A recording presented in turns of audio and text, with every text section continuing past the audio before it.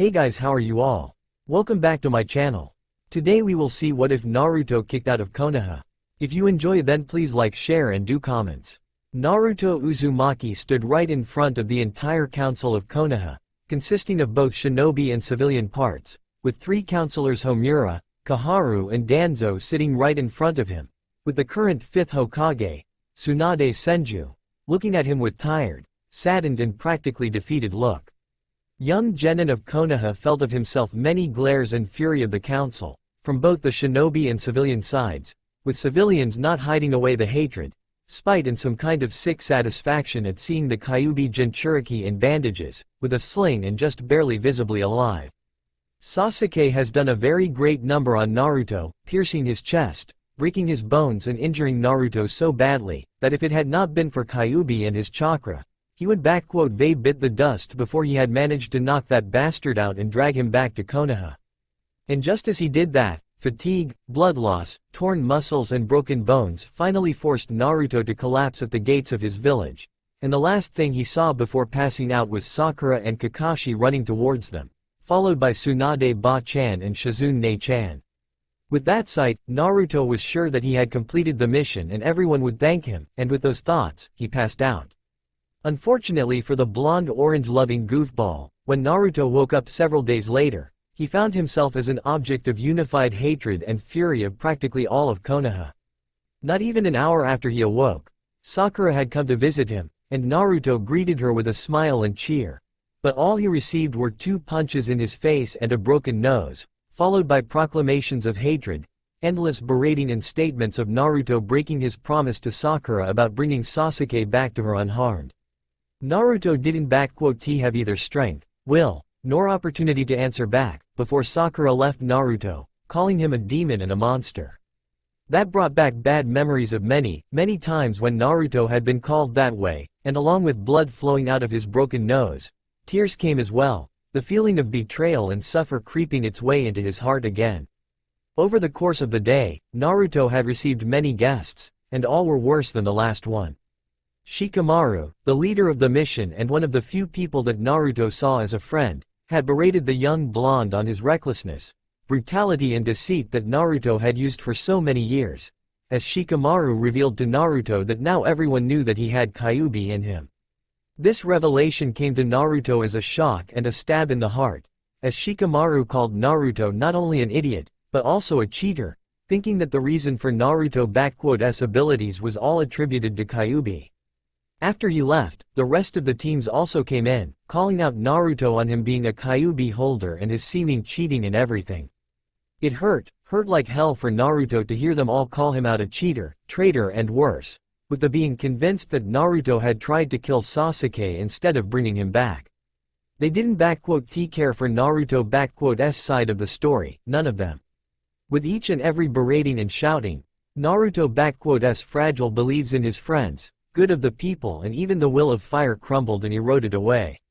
By the time evening rolled in, almost every genin of his class had visited Naruto and gave him a lashing of his lifetime, with only those that were still critically injured and Hinata not paying him a visit.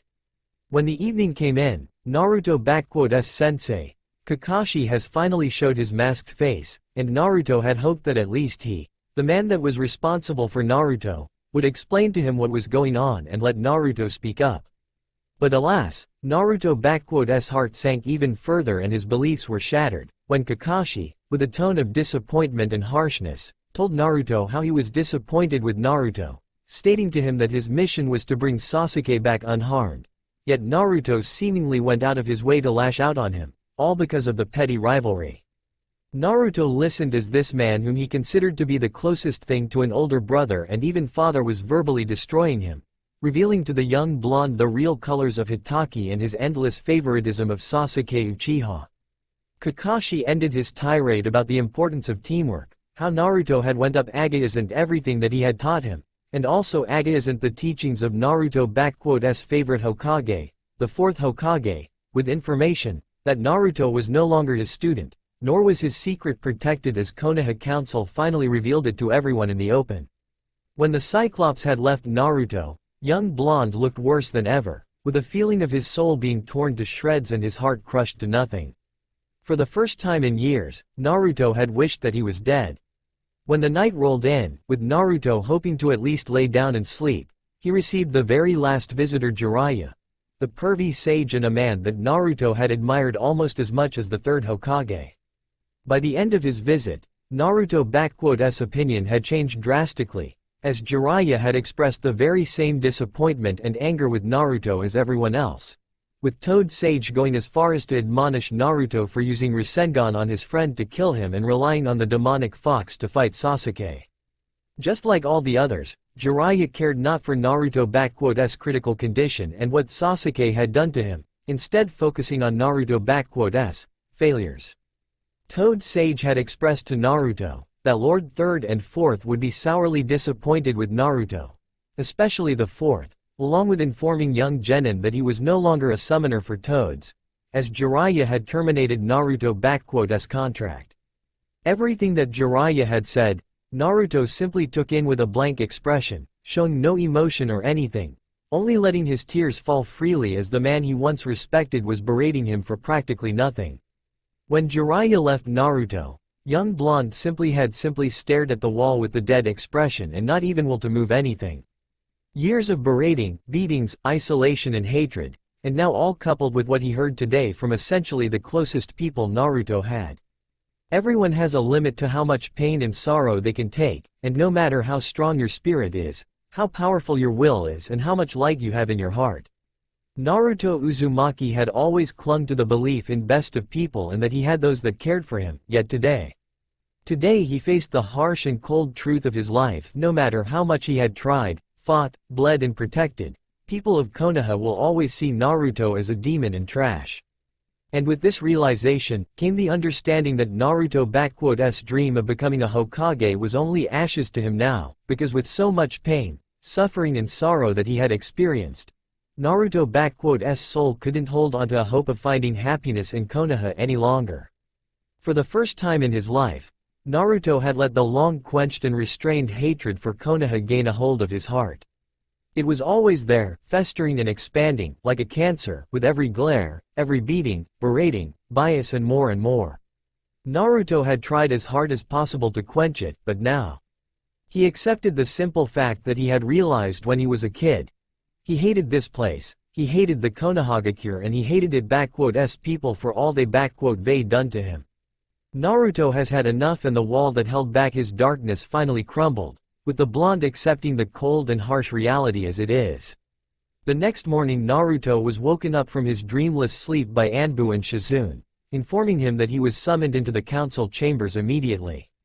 With the help of Shizune, Naruto was able to dress up and get to the place, where he stood now, feeling the collective glares, hatred and resentment from everyone in here, save for Tsunade, Shizune, Kurenai, Anko, Hinata and Anbu guards that were here, as Jonins were also summoned here, along with heirs of clans and current generation of Genins, including Sasuke, who was looking at Naruto with a victorious smirk and arrogance that couldn't be hidden away even by a Hokage mountain. Out of everyone in the room, Kurenai and Anko Mitarashi were looking at the bandaged and battered boy with unhidden sadness and sympathy, with Kurenai, much to everyone's surprise, practically having tears in her eyes, while Anko was supporting her, while Tsunade simply allowed her tears to fall. Naruto was surprised at looking at them all, but in his mind, he already knew what this was all about and he was already prepared to what was to come. He has had enough of Konoha already and seen how rotten it is for him. So there was little to nothing that they could to surprise Naruto at this point. Genin Naruto Uzumaki, in light of your atrocious behavior towards Konoha, dishonorable actions in the field, attempted murder of clan heir and fellow shinobi of Konoha, Sasuke Uchiha, usage of A-rank Kinjutsu and endangerment of Hidden Leaf Village by releasing Kyuubi chakra, the Council of Konoha has found you guilty of all charges. You are hereby stripped of your status as a genin and a shinobi of Konohagakure no Sato. Your property, valuables and money are stripped of you in order to compensate the damage done by you to Uchiha-sama and this village. Koharu read the verdict, with Naruto gritting his teeth from anger at how all of them have stripped Naruto of all that he essentially had. In addition to that, the Council of Konoha has found your presence in this village and land of fire to be a danger to both the village and our country. Because of that, you are hereby banished from Konohagakure no Sato and the Land of Fire for life. Should you ever be found within the borders of Hai no Kuni, you shall be executed on sight as an enemy of the state and traitor to Konoha. You have 24 hours to leave Konoha and 1 week to leave the Land of Fire. Now, place your shinobi license and your headband before Lady Hokage. Naruto's bangs of hair hidden away his eyes, but his entire frame was speaking of one thing: unbridled hatred and fury. The sick satisfaction of civilians, Shinobi Council smirks, the victorious looks of Sakura, Sasuke and counselors towards him. All and far more was making Naruto utterly furious, yet he contained it all in himself. This village has practically destroyed him, making sure to kill him since he was an infant, and now it had achieved what it always strived for, while he was stupid and idealistic enough not to see it from the day one. Slowly, with a pain in his muscles and bones, Naruto made his way to Tsunade, who looked at him without hiding away her own pain and suffering. She had initially saw Naruto as small brother, but over a few months, her views on his changed, and Naruto became far more like a son she never had. Tsunade Mei never showed it, yet it made her heart warm when Naruto called her Ba-chan, occasionally even Aka-chan when she was particularly caring towards him. Not long after Tsunade had returned to Konoha and saw just how horribly Konoha has treated Naruto, she tried to her hardest to ease the hidden pain and anger that Naruto had in him, helping him however she and Shizune could. Restoration of Naruto's apartment, good food supply, clean water, new and clean cloths and more. And now, this village has destroyed the young blonde and everything that was good in him for this place, and it hurt Tsunade. Hurt even worse when she had lost Dan and even Nawaki. As to her, Naruto was her son, and she was the one to fail him. As she was absent, tending to Naruto's injuries, Council took this as a golden opportunity and used it to the fullest, doing its best to exile and destroy Naruto, take away everything that he had. All right under Tsunade's nose. Tsunade had never hated the village her grandfather and granduncle had built, but after this and what she had found out later on in Sarutobi's files, Tsunade truly, for the first time in her life, felt an utter hatred towards this place. Naruto saw the familiar pain in Tsunade's eyes, and only gave her a sympathetic look. Young blonde Mei hated this village now, but not Tsunade, nor Shizune. They were never the ones to hurt or betray him. No, they were about the only ones to truly help him, to care for him as he was and without any deceit. He Mei looked like a fool, but even Naruto knew that this farce was fully on hands of the council and not his surrogate mother and sister. With a free hand, he took off his headband and placed it onto the table, followed by his license on top of it.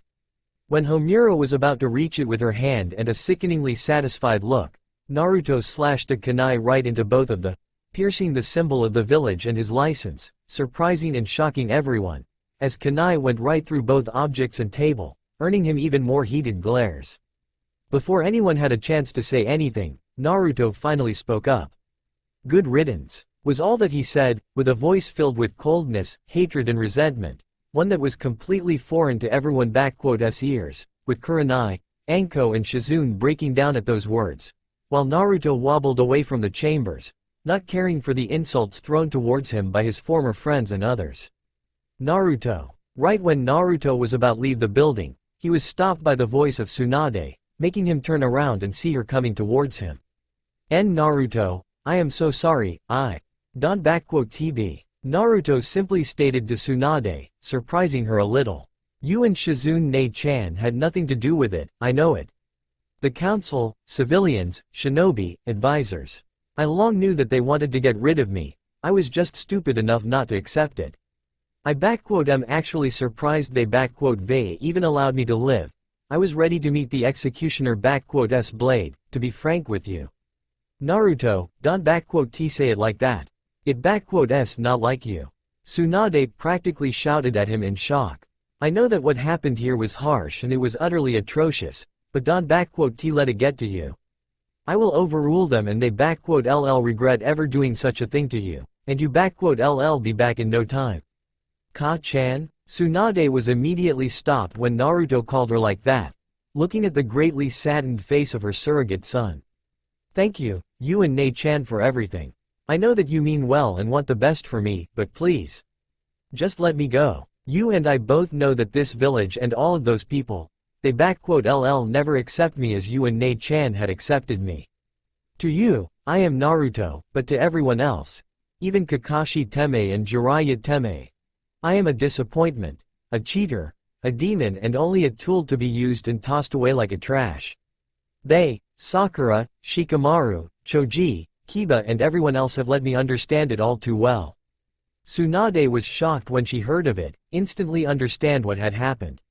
Naruto had been visited by all of them and must they received on hell of a verbal lashing out that it had finally broke her favorite blonde. Tsunade was gripping her fists and stopping herself from going right towards all of them and snapping their necks one by one, followed by their parents and friends for doing such a thing.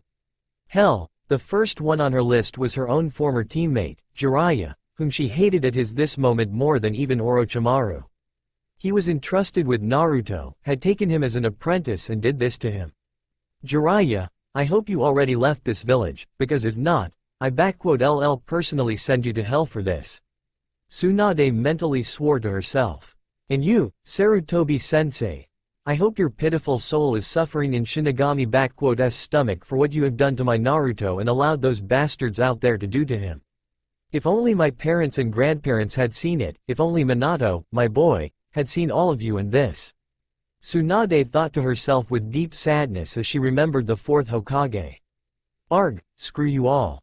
You may take away everything from my Naruto here, but you won't take away from him what belongs to him by his birthright, nor will I just abandon him, not the second time.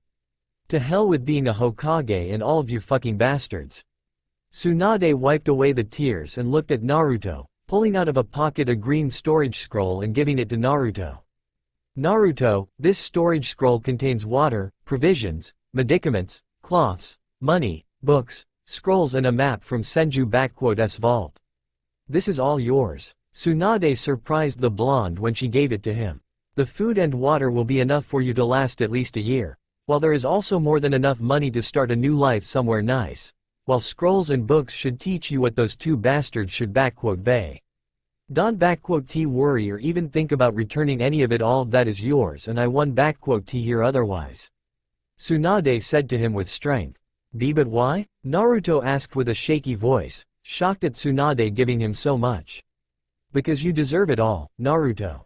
Tsunade simply said to him, kneeling down to him and pulling him into a warm, motherly hug, with tears again flowing out of her eyes.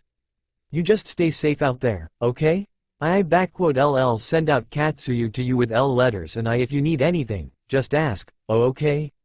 Naruto, with a shaky hand and small tears of his own, embraced his surrogate mother. Okay, Ka-chan, thank you.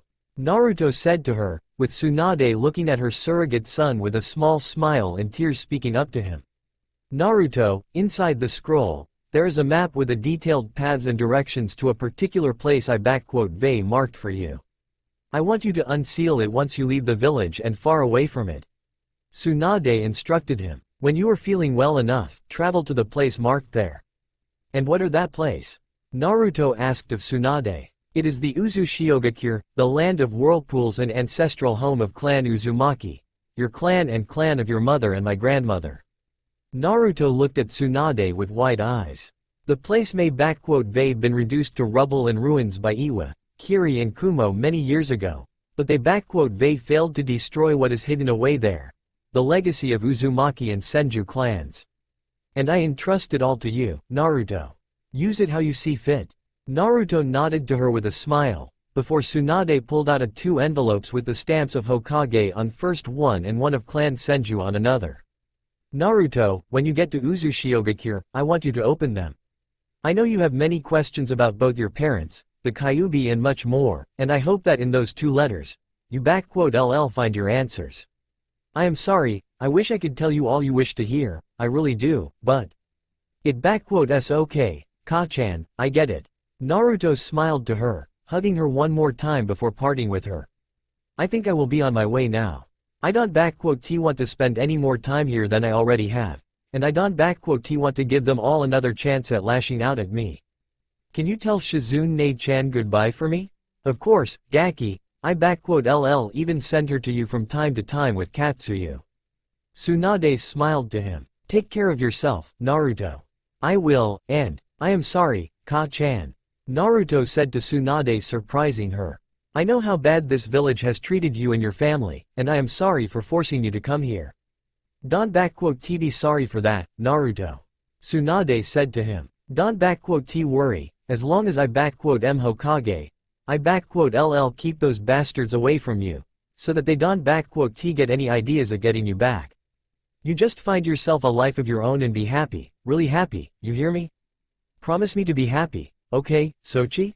Naruto was shocked when he heard the woman that had been like a mother to him acknowledges him as her son, before eagerly nodding to her and smiling with tears to her.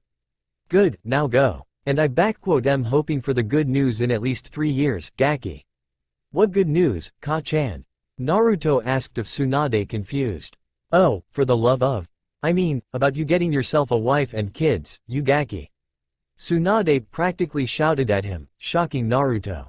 I want to have grandkids to spoil rotten, and send you with Uzumaki one get back without new members, you hear me? Yes, Ka-chan. Naruto almost winced when she shouted at him, but then he felt the warmth of Tsunade's embrace and how she kissed his forehead. Goodbye, Naruto. Go, and live a happy life. Tsunade smiled to him, as Naruto parted away from her and exited the building. Anbu. Hokage shouted, as 10 of Anbu shinobi appeared before her. Neko, Okami, you escort Naruto out of the village and protect him while he leaves the land of fire. Anyone who will try to attack him are to be executed, no exceptions. Make sure that he gets to Uzushiogakure safely. Yes, Lady Hokage, as you wish. Both Neko and her partner Okami responded with clear eagerness and enthusiasm, already leaving to do their duty. Lady Hokage, is it wise to?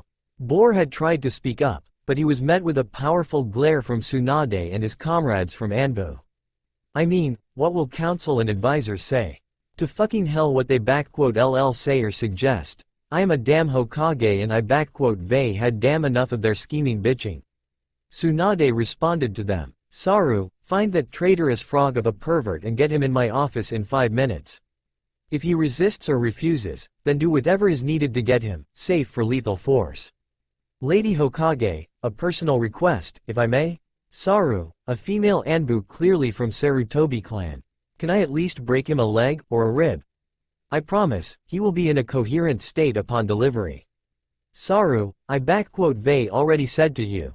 If he resists, do whatever is needed to get him, safe for lethal force.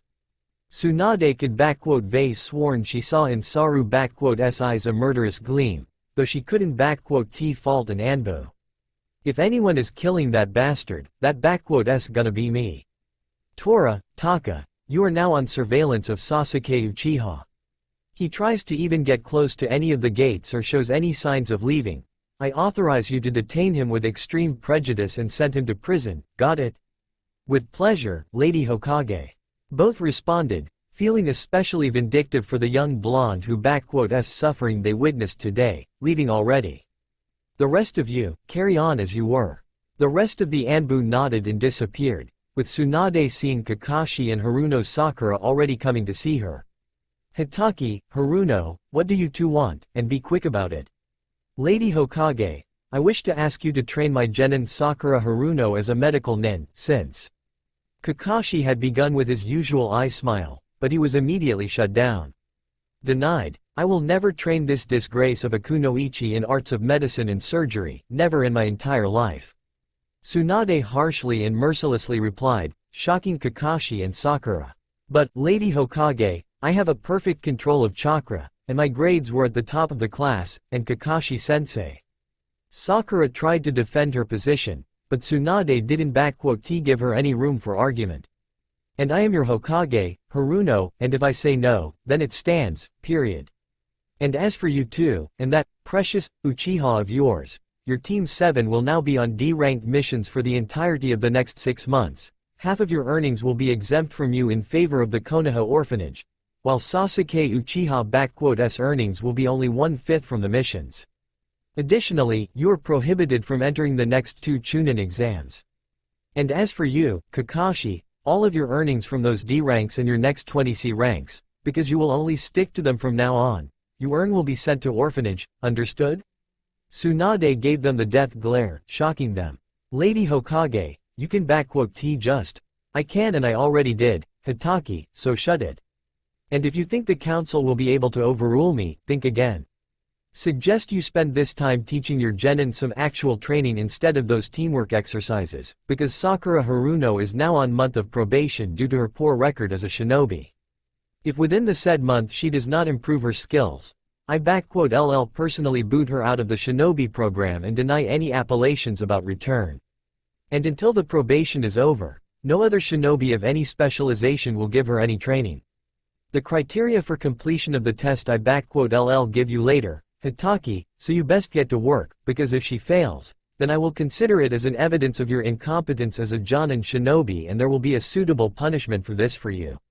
As for your favorite Uchiha, I LL be placing a special traitor mark upon him, so as to make sure that pathetic excuse for shinobi doesn't T escape again, and if he does, you know what will happen with him, Don T you? Lady Tsunade, you're taking this too far. What could Vei caused my team to suffer such uncalled for punishments? Kakashi asked of Tsunade, genuinely shocked at hearing this, knowing full well just what a special traitor mark means in shinobi world. Your blatant bias, favoritism and also your inadequate work as Jonin, shinobi, and self-proclaimed best student of 4th Hokage, Hitaki. Had you really cared for Minato teachings and followed him, you would Vei known by now, that you Vei sullied his memory and legacy in the worst possible way. Now, get out of my sight. Tsunade roared at them, making the two scatter away from her, while her thoughts were once again with her surrogate son. Take good care of yourself, Naruto. And I hope you are watching over him, Minato. I am very sorry I had failed you, and I hope you LL forgive me, my boy. Tsunade thought to herself, as she went towards her office, where she was greeted already by the sight of Saru literally tying up Jiraiya to the chair, while the Toad Sage was struggling to get out, but it wasn't easy with a broken leg and arm. Lady Hokage, as you have requested. Saru pointed at Jiraiya, with Tsunade nodding to the girl and letting her go. Hey, Tsunaheim, what the big idea? If you were looking forward to spending some quality time with me, you should Vei just ask me. Jiraiya spoke up in an insulted, yet perverted way. Just tie me down and we LL. Jiraiya, I am tired of all those hints of yours. Now, what you are going to do is tell me everything you and our bastard of a teacher have done to Naruto, and Kami saved you. If you try to sway your way around, I will make you wish you died, understand? Tsunade cracked her fists and was ready to make her former teammate suffer. Tsunade, why don't you calm down and we just sit down in a bar, like we used to, and Tsunade right leg connected with Jiraiya broke one, and a single kick was enough to shatter the bone even further. Arg, fine, okay, I LL talk. I LL talk, just don't T. Talk, and best pray to your toads I don't T kill you afterwards. Tsunade threatened him with full seriousness. 7 years later. Land of Waves. Land of Waves, once a destitute backwater country under the heel of a mighty tycoon, now is a prosperous trading nation, with ports and markets always bursting with dozens of merchants, businessmen and traders from all over the globe. In all of elemental nations, there is no better trading hub than this nation. No better place to buy something at the best price and quality. And to all of this Land of Waves and it people who are enjoying their golden age owe to Naruto Uzumaki, the unjustly banished shinobi of Konoha and a hero of Wave. When the news had spread about Uzumaki banishment, Konoha suffered greatly on a diplomatic arena, losing diplomatic relations with lands of Snow, Wave, Waterfall and, most recently, Suna, all of whom had connections the knuckle-headed shinobi and viewed him with great respect and admiration. Especially sensitive and painful was the diplomatic blow from Suna, which had managed to regain and greatly strengthen its position after the failed invasion and manipulations of Orochimaru. Gaara, the fifth Cage, has taken up office about 5 years ago and has put every effort to regain positions of Suna and strengthen them, succeeding in it, along with proving himself as not just capable, but also respectable and strong Cage. He mended the relations between Suna and Iwa, opening trade with them and even signing up a defensive pact with them, effectively ending the previous one with Konoha in favor of establishing better relations with Iwa, Wave, newly reformed Kiri and even Kumo. That blow to the pride and prestige to Konoha is still very fresh and won't be forgotten anytime soon, that is for sure. And while most of the elemental nations were enjoying a period of relative stability and peace, currently in the land of waves, things have suddenly taken a turn towards the slight instability, when two persons wearing black cloaks with red skies on them appeared in the capital, causing destruction and chaos right out the bat, causing people to run for their lives or become a cannon fodder for the Akatsuki. Usually, members of the elusive Akatsuki act with restraint and stealth, yet this particular pair has traveled all the way to the wave for a specific reason: collect a very hefty bounty on Hanzo Hattori, an S-rank Ronin, a shinobi without a village, but not a nuke nin, who had played a critical part in Kiri-S civil war, as well as in Mizu-S civil war, which swept through country when 4th Mizukage murdered Daimyo and his entire family. Once a relative unknown, Hanzo appeared in Kiri over 6 years ago and steadily became one of the deadliest allies of current 5th Mizukage and current daimyo of Mizu, Ieyasu Tokugawa, earning himself titles such as Kirigakure no Oni and Kage no Shi. First one earned after Hanzo single-handedly killed over 150 Kiri-S shinobi, within an hour, and second after he killed the 4th Mizukage in single combat. The war had ended about 4 years ago, yet Hanzo continued his work as Ronin, providing his services to first the rebuilt Kiri, then Kumo, later Iwa, and then to Suna, earning himself a reputation as a reliable, honorable and resourceful shinobi. Konoha had also tried to offer him to come to their village and work for them, but, much to their dismay, Hanzo refused every time, stating that he wanted nothing to do with them. Toad Sage Jiraiya had tried to track down Hanzo once, but only ended up drawing to himself attention of Iwa-S and Kumo-S Shinobi Corps, who were all too happy to repay their debts to Hanzo. Only about 2 years it became known that Hanzo presides in Wave, which is where Akatsuki have decided to go and get the elusive Ronin. Kakuzu of Jongu and Hidan had thought that Hanzo-S reputation was exaggerated and he would be taken down by them easily. They were proven wrong, badly, as Hanzo quickly appeared before them and somehow not only transported them out of the center of the capital and onto a clearing, but was overwhelming the pair and driving them both to their ends. Kakuzu had already lost 3 of his hearts and was running low on chakra and endurance, while Hidan had been incapacitated by Hanzo early on by a very powerful genjutsu of some sorts. Kakuzu had tried to get to Hidan and break it, but it proved futile as Hanzo intercepted him and it cost him 2 of his masks and hearts already. And now he is stood in his long-range form with stitches all over him, while his opponent, dressed in a black sleeveless samurai shirt with red trimming on its edges, underneath which was an armored torso plating, with a black mesh bodysuit, shoulder and wrist guards on them, while hips were protected by samurai-like light armor with a black anbu pants, leg guards and closed boots. On the back of the shirt was a symbol of a raging red tornado made in a way of red 7-pointed shuriken surrounded by numerous handless blades. Hanzo himself possessed black, with a bit of silver, spiky hair, with a tail behind his head and 2 spiky bangs on either side, blue, closer to silver, eyes and a black featureless face guard that covered all beneath the eyes. In his hand he held a katana with a black handle and a slightly longer than usual blade, while the additional sword rested on his right hip. Hanzo looked at his battered opponent, sheathing his sword and speaking up. "From what I can tell, you only have enough chakra left for 4 more minutes in that form, no less." Hanzo noted out, looking at Kakuzu. "I can simply stall you until you run out, but that would be too risky on my part." "True enough, and I can take any more risks." Kakuzu sent out his stitched arms right towards Hanzo, using it as a diversion, while his hidden lightning mask deals the finishing blow from behind Hanzo. Hanzo saw the stretched arms making way right towards him, but he also sensed how Kakuzu's last mask was charging up its blast from behind and shooting at him. Deciding to finish this fight, Hanzo swiftly made a series of 4 hand signs, channeling out of his body chakra. "Wind style. Rasenkazi," Hanzo mentally said to himself, as the wind particles, charged up with his chakra, began to spin around him, forming a dome of lightning-fast microscopic blades that shredded Kakuzu's arms and stitches into nothing, along with protecting Hanzo from the lightning blast of Kakuzu's mask. A mortal bounty hunter roared in utter pain, as his arms were destroyed and he lost any ability to cast his jutsu. As the dome of Rasenkazi dissipated, Hanzo turned his attention to the last mask of Kakuzu, disappearing out sight for a second, and reappearing right in front of it, followed by a quick series of signs, charging up his chakra. Wind style. K's no Yaba. And from Hanzo's palms flew out invisible small discs of wind, swiftly striking the lightning mask and shattering it, with the rested stitches falling apart. Hanzo turned his attention towards Kakuzu, who was already trying to escape from seemingly unbeatable opponent, literally running in the opposite direction from him. Damn it!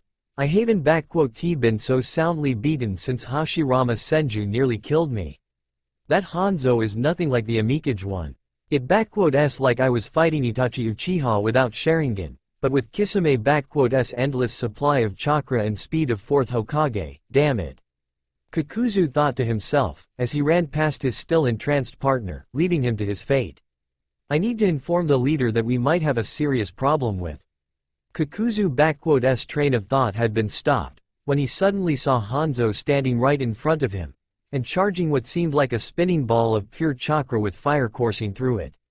Should Vei ran when you had the chance, bounty hunter. Fire style. Rasenteyu. Hanzo simply said, as threw the flaming ball of chakra at Kakuzu. Once the sphere had connected with Kakuzu, it immediately expanded around Kakuzu, engulfing him and burning away all that there was of him and everything there was in a radius of 2 meters, including grass, leaves, trees and even stones and ground, like a small miniature sun, in honor of which it was named. Once it had dissipated, Hanzo let out a sigh, seeing only the glass floor where once was Kakuzu and nothing more. One down, one more to go. Hanzo simply said to himself, moving towards Hidan, who still stood immobilized, with only his face giving away the twitches and microspasms, with his 3-bladed scythe laying down. Another one of Jashin fanatics? Like I haven't had enough of you in Mizu no Kuni. Hanzo, in a swift motion, grabs his left katana and easily, with the speed of a lightning, slashes Hidan's head off of him, breaking his genjutsu and letting the dismantled body fall onto the ground. What the fucking shit piss did you do to me, you cocksucking bitch? Hidan immediately shouted at Hanzo, seeing his head laying on the ground and his body near him. Do you know what I do to you when I get my hands on you, you motherfucker? No, because you won have a chance. Hanzo took out of his shirt a black featureless scroll and opened it up, revealing a very accurate and strong sealing encryption on it, making a series of one-handed seals. Uzumaki Secret Fuinjutsu, Demonic Void Prison. And as Hanzo said that, a black demonic hand reached out of the scroll and grabbed a hold of Hidan's head, pulling it inside of the scroll, with the symbol of Oni appearing in the center of a circle after the sealing was complete, before Hanzo closed the scroll and put a powerful protection seal upon it, so as to prevent its opening. Taking away the scroll, Hanzo let out a sigh that carried a bit of tiredness in it, as while it may been a relatively favorable fight on his part, it was still a tough one nonetheless, especially considering that those two were from the Akatsuki. He was counting himself lucky today that he faced off against Kakuzu and Hidan, who had long managed to establish themselves a fearsome reputation in Underworld and all across the elemental nations. It is always easier to fight off against the enemies that are famous, since their abilities are known at least in scarce details, and those two weren't the stealthiest lot, so Hanzo, knowing that he would eventually become a target of the Akatsuki, prepared himself for an occasion. Still, he was extremely lucky that they not only were among the weaker Akatsuki, but also underestimated him, badly. However, while he may won this match, their appearance here means only one thing for him and his family. They're LLB others, and next time they LL probably send someone of a better skill, much better. Hanzo thought to himself, as he made a series of hand signs. Fire style. Ao Enden. With that, he spit out of his mouth a flame of blue fire and engulfed with it the body of Hidan, standing over it and watching how the dismembered corpse turned to ashes and never to return. Considering that a single Ronin has managed to kill both Akatsuki members at the same time, they will most certainly send those that are the most proficient and dangerous to deal with. And since I don't know who is at their top, yet, I can only prepare for the arrival of Itachi and Kisame, and either of the two could easily kill Kakuzu and Hidan, so it won't be a walk in the park with them, especially not with Itachi. And worst of all this, we have move out of here, and soon. Hanzo let out a second sigh, knowing full well what a pain it's going to be for him and his family now. Well, point standing around here. The girls must be going crazy with worrying out at home. And with that said, Hanzo disappeared in a flash of black and red. Hanzo's house. Appearing in front of a two-flowered wooden house, a relatively modern-looking one, but not an excessive or too expensive-looking either. Hanzo removed the face guard off of him and went straight to the door. Opening it up, Hanzo was immediately greeted by the sight of two women, both looking ready for a fight, but immediately relaxing at seeing him. The first one was a young beautiful-looking blonde woman with long blonde hair flowing freely, dark eyes and red lipstick, wearing a short-sleeved black and purple blouse and black pants, both of which had a design similar to clouds on them. The young woman relaxed, seeing her husband, as her nails shrunk back, and two blue flaming tails disappeared, smiling with a relief at him. The second woman had long, bright red hair and large, pupilless eyes. She wore an elaborate, high-collared white kimono with the Uzushiogakure symbol on the back of the obi which was tied around her waist. Her hair was bright red, long and spiky, and reached to her waist behind her. She too had calmed down and went straight ahead to hug her husband, along with the blonde woman, speaking up. "You're here," she simply said to him, but with care and love in her voice. "You should let us both go with you, and who would stay to look after the house, after Yasaka and Masamune, Kurama?" He asked of his first wife, Kurama, or otherwise known as Kyuubi no Yoko, who stood in her human form, which she modeled after her first host, Mito Uzumaki, whom Kurama greatly respected, loved and admired. "You would killed me if something happened to either of them, and you know it. Still, leaving us out here in dark," spoke up Yugito Ni, a former kunoichi of Kumogakure and Jinchuriki of Nibi, declared long dead after her own battle with the Akatsuki 4 years ago, but saved by the man who holds her now.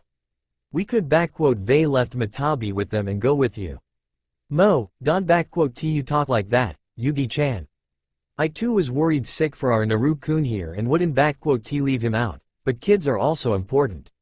Came the voice of a young beautiful-looking woman with black and blue hair, wearing a sleeveless blue dress with a black pattern on it, showing off her figurine and tattooed legs and arms in pattern of stripes, with right eye of yellow and left of green, and with seeming tattoos of cat whiskers, rushing towards her husband and hugging him. "Naru-kun, tell me, are those?"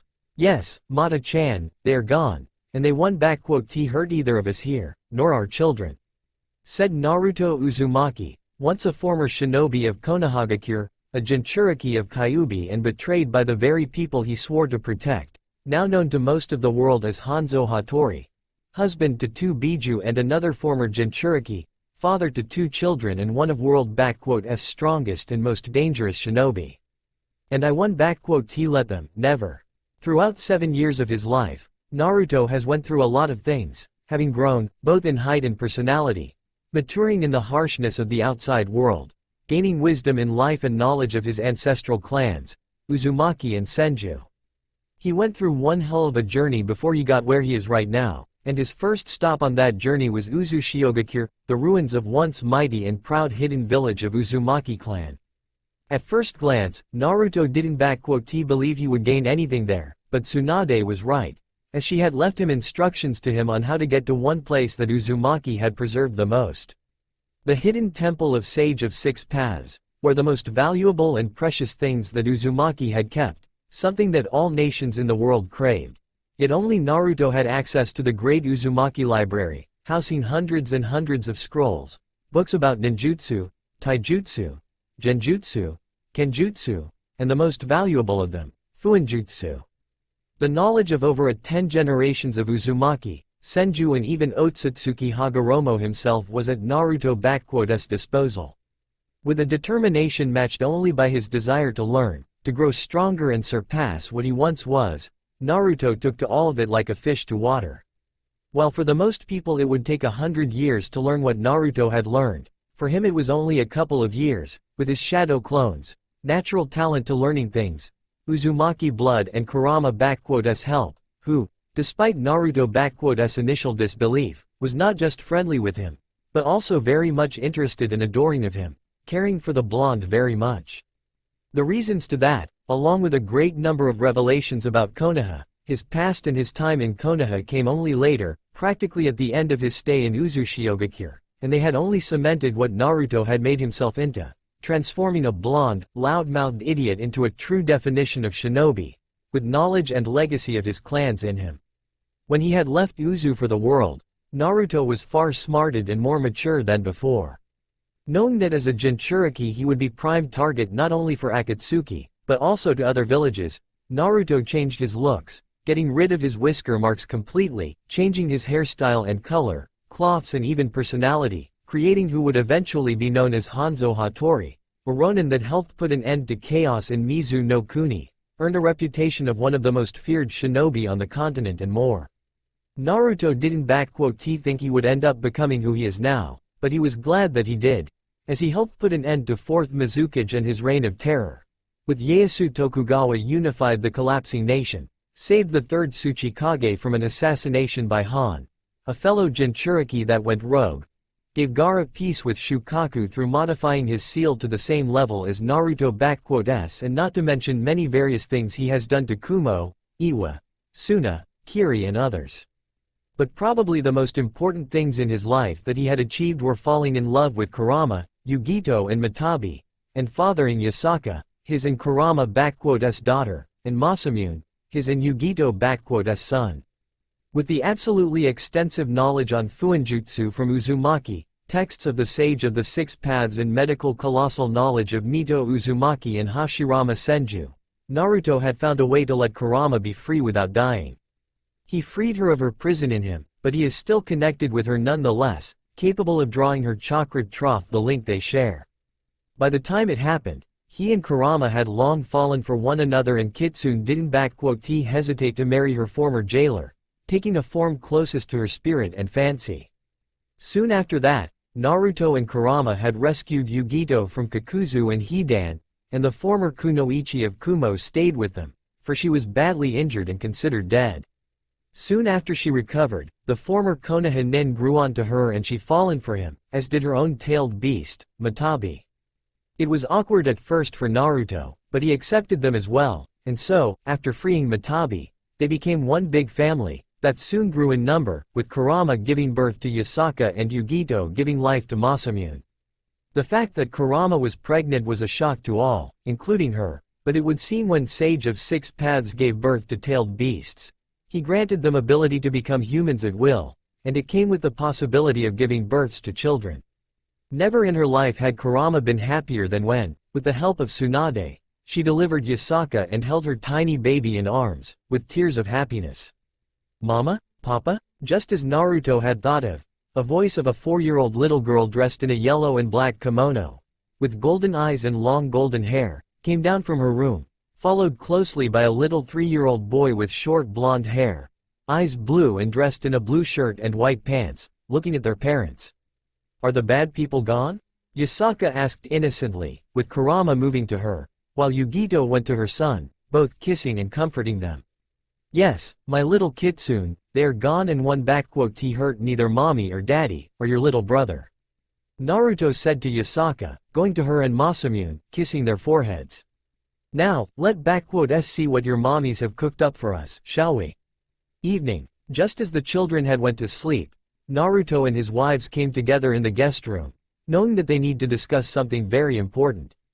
They didn't want to scare kids, so they waited until they were asleep. And now, when there was no one to interrupt them, Kurama decided to begin.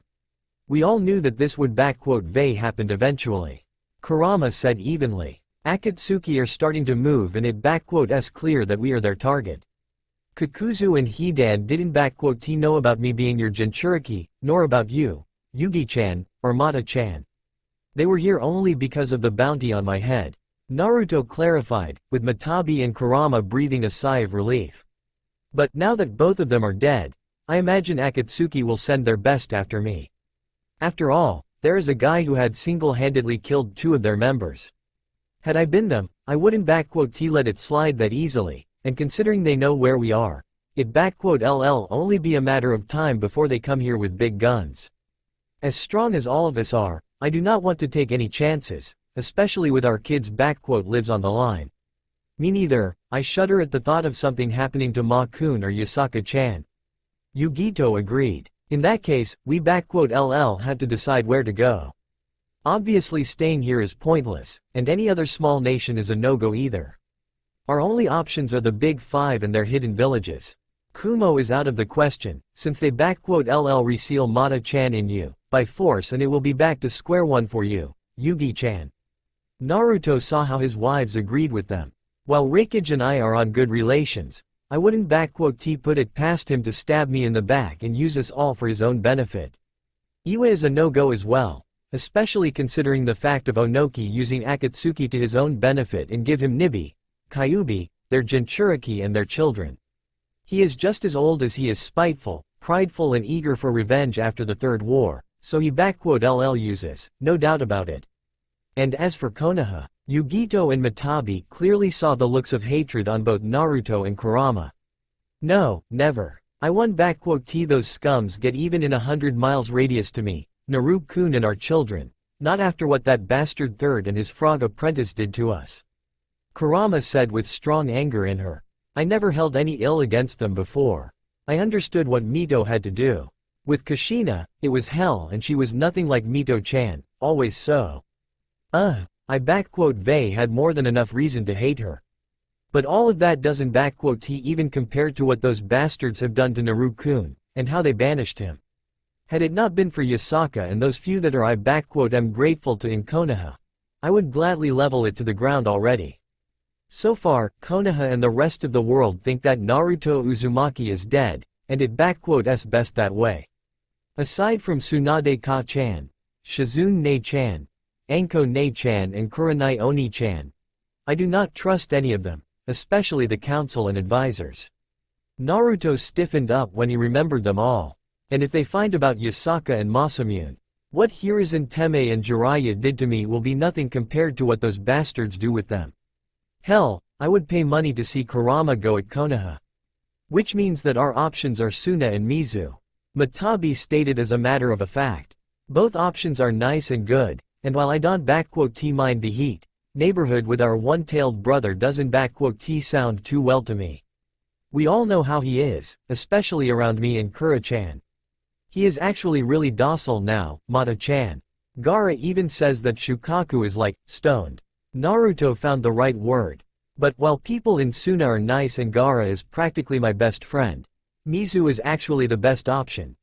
Ieyasu knows me and long has offered me a position at court. Mizu shinobi respect me, plus we have a house in Kiri and the capital there. Not to mention Mei-chan is also there. Matabi added up, getting a mock glare from Naruto. Oh please, we all know how much she loves you, Naru-kun. Not to mention she adores the kids like she their mother, not to mention she is all for sharing the love. You are just determined to get her on board with this.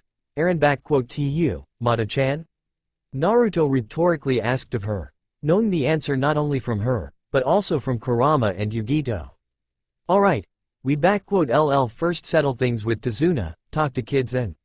Suddenly, out of the blue, Naruto stiffened up and immediately darted to his swords and face guard, putting it on and his armor in matter of seconds. Someone unknown is approaching the house right now.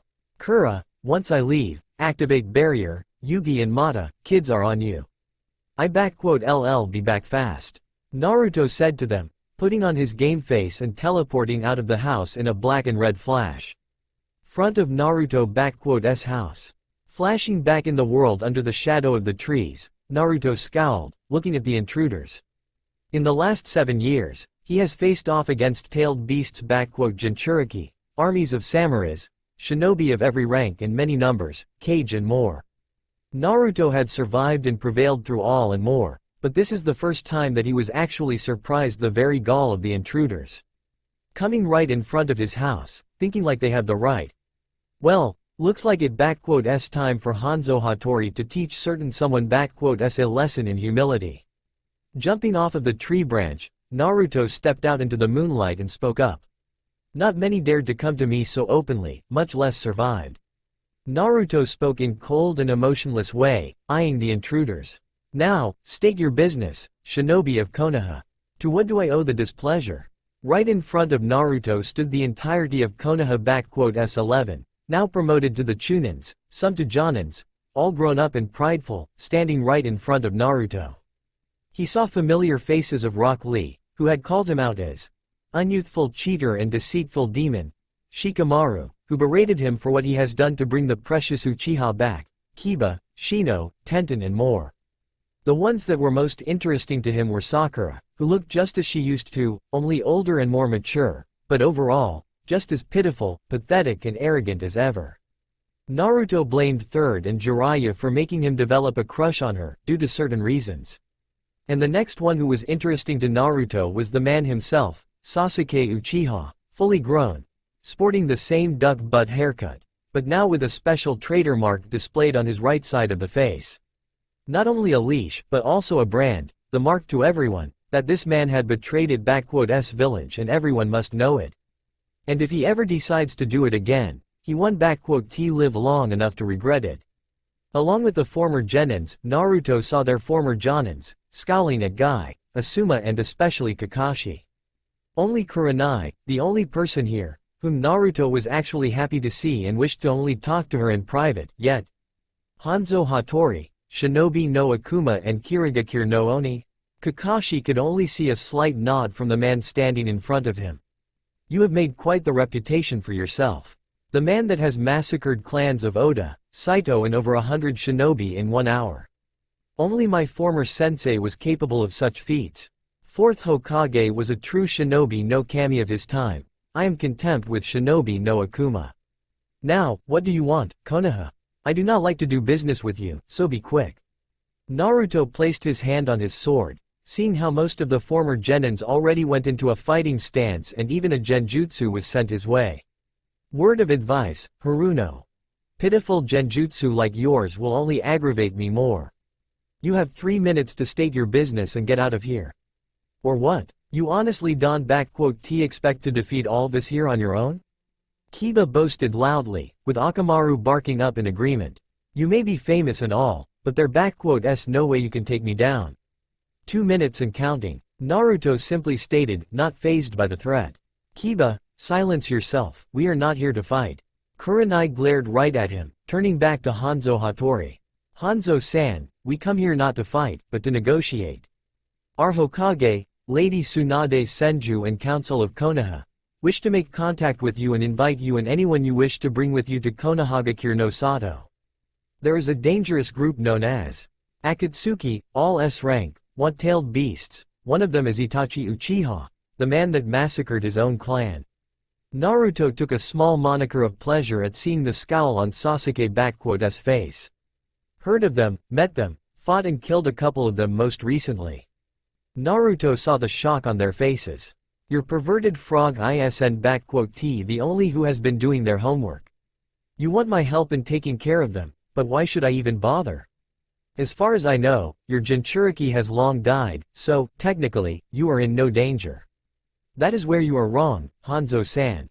Naruto heard a new voice, and saw how through the crowd of genins stepped a red-haired woman with violet eyes, dressed in a Jonin uniform and with an Uzumaki family sword on her hip.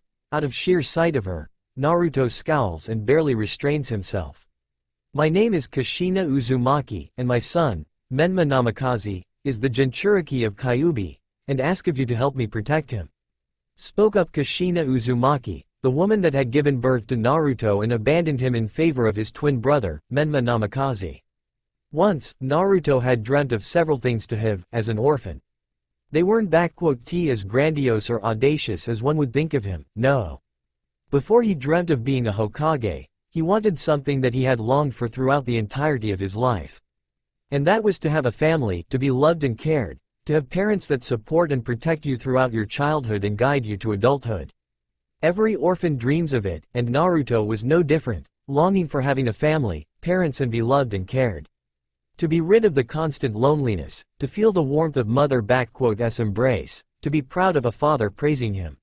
Yet, Naruto was devoid of it all, never to feel it. And it wasn't his choice, not by any means, since this was the decision made by the very woman that stood right in front of him, the woman that had given him birth and was supposed to have nurtured and protected him in this world.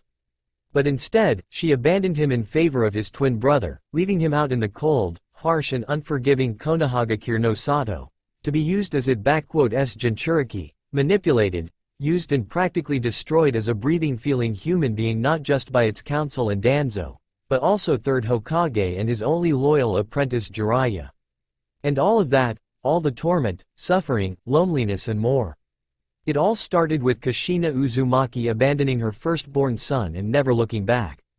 It would surprise many, but Naruto had long known about his mother and twin brother, for over 7 years to be precise. It was an utter shock for him, to read from Tsunade's letters about his origins, his real parents and what had happened to him. Finding out that Naruto was not only the son of Minato Namikaze, but also of Kushina Uzumaki and that she purposefully abandoned him was not just hard, it was an absolute nightmare for Naruto, especially considering the reason as to why Kushina had done so. And that reason had made Naruto truly hateful and resentful of any notion that such woman had given birth to him and his father, Minato Namikaze, 4th Hokage and one of the greatest shinobi in history, had ever fallen in love with her. According to Kurama, who had maintained her constant control over her second half sealed in Menma, Kushina, delusional after the attack of a masked man, childbirth and release of Kyuubi, had for some reason believed that her husband's sealing worked wrong on Naruto. She didn't even properly examine the seal on him, already believing that husband had not just sealed inside of Naruto half of Kyuubi's power, but also Kyuubi's soul and that it had taken over Naruto's body. Granted, it was partial truth, as Naruto did end up with the soul of Kurama in him, but she had never tried to control him, and, according to her, his father's seal wouldn't even let her pump out any of her chakra, even in minuscule levels, unless Naruto needed it. But to Kushina, a sealing mistress of Uzumaki herself, her firstborn son was lost and she simply threw him away from herself, leaving the Konoha for Fire capital to train and raise her only true son, Menma. When Naruto had first found about it, he was livid, absolutely furious and had even lost control over himself, resulting in him pumping out more and more of Kurama's chakra, going so far as to literally allow its chakra to take over him. He would destroyed the island of Uzu and unleashed Kurama out had he not been stopped by someone he did not expect to meet. Flashback, 7 years and 4 months ago. Naruto's mindscape. Naruto, stop this. If you pull any more of my chakra, you LL die. Please, Naruto-kun, calm down. Kurama was desperately pleading for her host and poor soul to stop what he was doing, but it was all for naught, and the giant fox was forced to look from her cage how the walls of Naruto's mind and seal were getting destroyed. That woman, abandoned, alone, I will kill her. Naruto roared inhumanly, more and more chakra of Kurama being unleashed in the real world and his body already transforming into a vessel of red chakra with foxtails starting to come out. Naruto, please, I beg you. Kurama was looking how her host was about to lose his life, and even though with the destruction of this seal she would be free, she did not wish to witness her first friend's death. Damn you, Kushina? Naruto, stop this, or you will. Naruto, that is enough.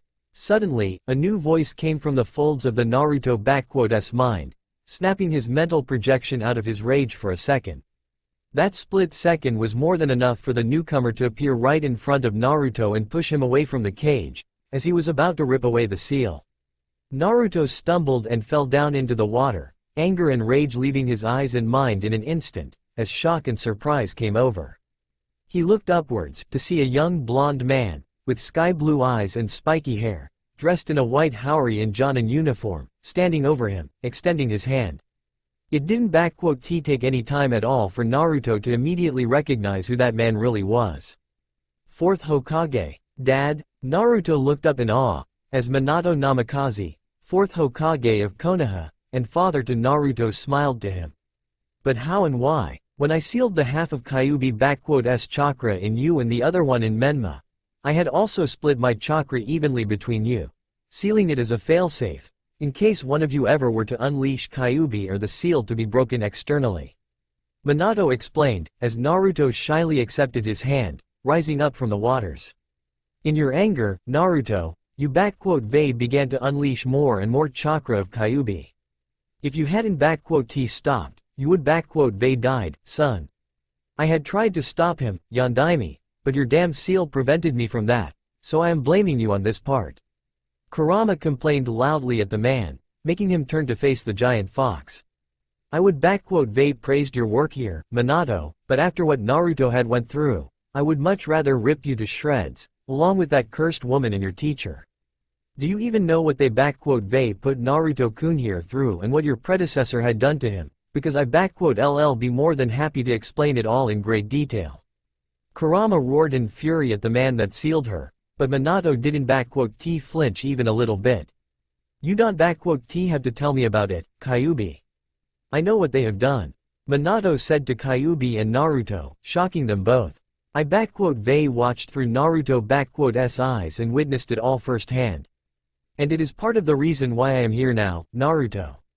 Minato turned to face his son. A saddened look on his face and apologetic eyes were seen by young blonde. Naruto, I know what you have been put through, all about it and even more than you think. And, while as a Hokage, I may try and understand that what had happened to you was necessary, but as your father, a loyal shinobi of Konoha and a human being, I do not see any excuses to what they had done to you. And all because of the choice I had to make, my son. And for that, I ask for your forgiveness. I have no excuses to offer, only the truth. Dad, what do you mean by all this? Naruto asked of him, with Minato answering to him. Naruto, when you were born and I had to seal away the Kyuubi, I had a few moments left in the world and I asked of Kushina to look after both you and your little brother. I also had wished for Hiruzen to inform my mother about you and your brother, so that she may help raise you, but right after I had passed away. Your mother had decided to abandon you, convinced in her grief, sorrow and delusions that Kyuubi here had taken over your body and that my sealing didn't work properly, has decided to leave you in Konoha. Minato told his son with sorrow and great deal of disappointment in his voice. The woman I had loved for all my life, who had made me the happiest man in the world. I had known Kushina feared Kyuubi greatly, hated it so much that it clouded her judgment at times, but to go so far is something even I couldn't see happening, nor can I forgive her for doing such a thing. Not for abandoning you, nor for how she had turned the village against you. Turned the village against me? Naruto was confused. Before she left, Kushina had informed clan heads and council of Konoha that Kyuubi has taken over your body and you were no longer her son. Minato saw the utter horror and shock on his son's face. Sandame and several others didn't believe her, but it was enough for the others, and with that, Kushina turned the entire village against you. She even offered a reward for avenging your death at the hands of Kyuubi monster. Naruto simply stood there, frozen in one place and unable to do anything but think about it. His own mother, not only had she abandoned him, but she went as far as to persuade the entirety of his village to start hunting him down. She even offered to pay money for it, for killing her very own blood and son. It now explained to Naruto why the entirety of Konoha had not just hated him, but also hurt him so much, why there were the beatings, fox hunts and more. Now it made sense to him, and it only made Naruto hate his mother even more than before. Kurama saw how her favorite blonde was starting to slip into more of anger again, her eyes looking at him with great sadness and sympathy, before she spoke up. So, Yondaime, and how would you know all of that? I remember that little meeting well, but how did you know about it? Kurama asked an obvious question. Kyuubi, I thought out of all the Biju you were the most intelligent and intellectual, or were Mito Uzumaki's notes wrong? Minato smirked a little, when he saw Kyuubi's look of surprise. Just like you, I had been watching over both of my sons and I know what had been happening, since Naruto was on that council meeting with Menma in hands of Kushina. I merely stayed away from your sight, which I have to admit, wasn't all that easy. Kurama simply huffed and turned away theatrically, while Minato turned back to speak to his son. Naruto, I know how angry you and you have every right to be furious. However, I want you to forget about it, to let it go. What? How can you ask of me to do such a thing, Dad? Konoha, all of my friends.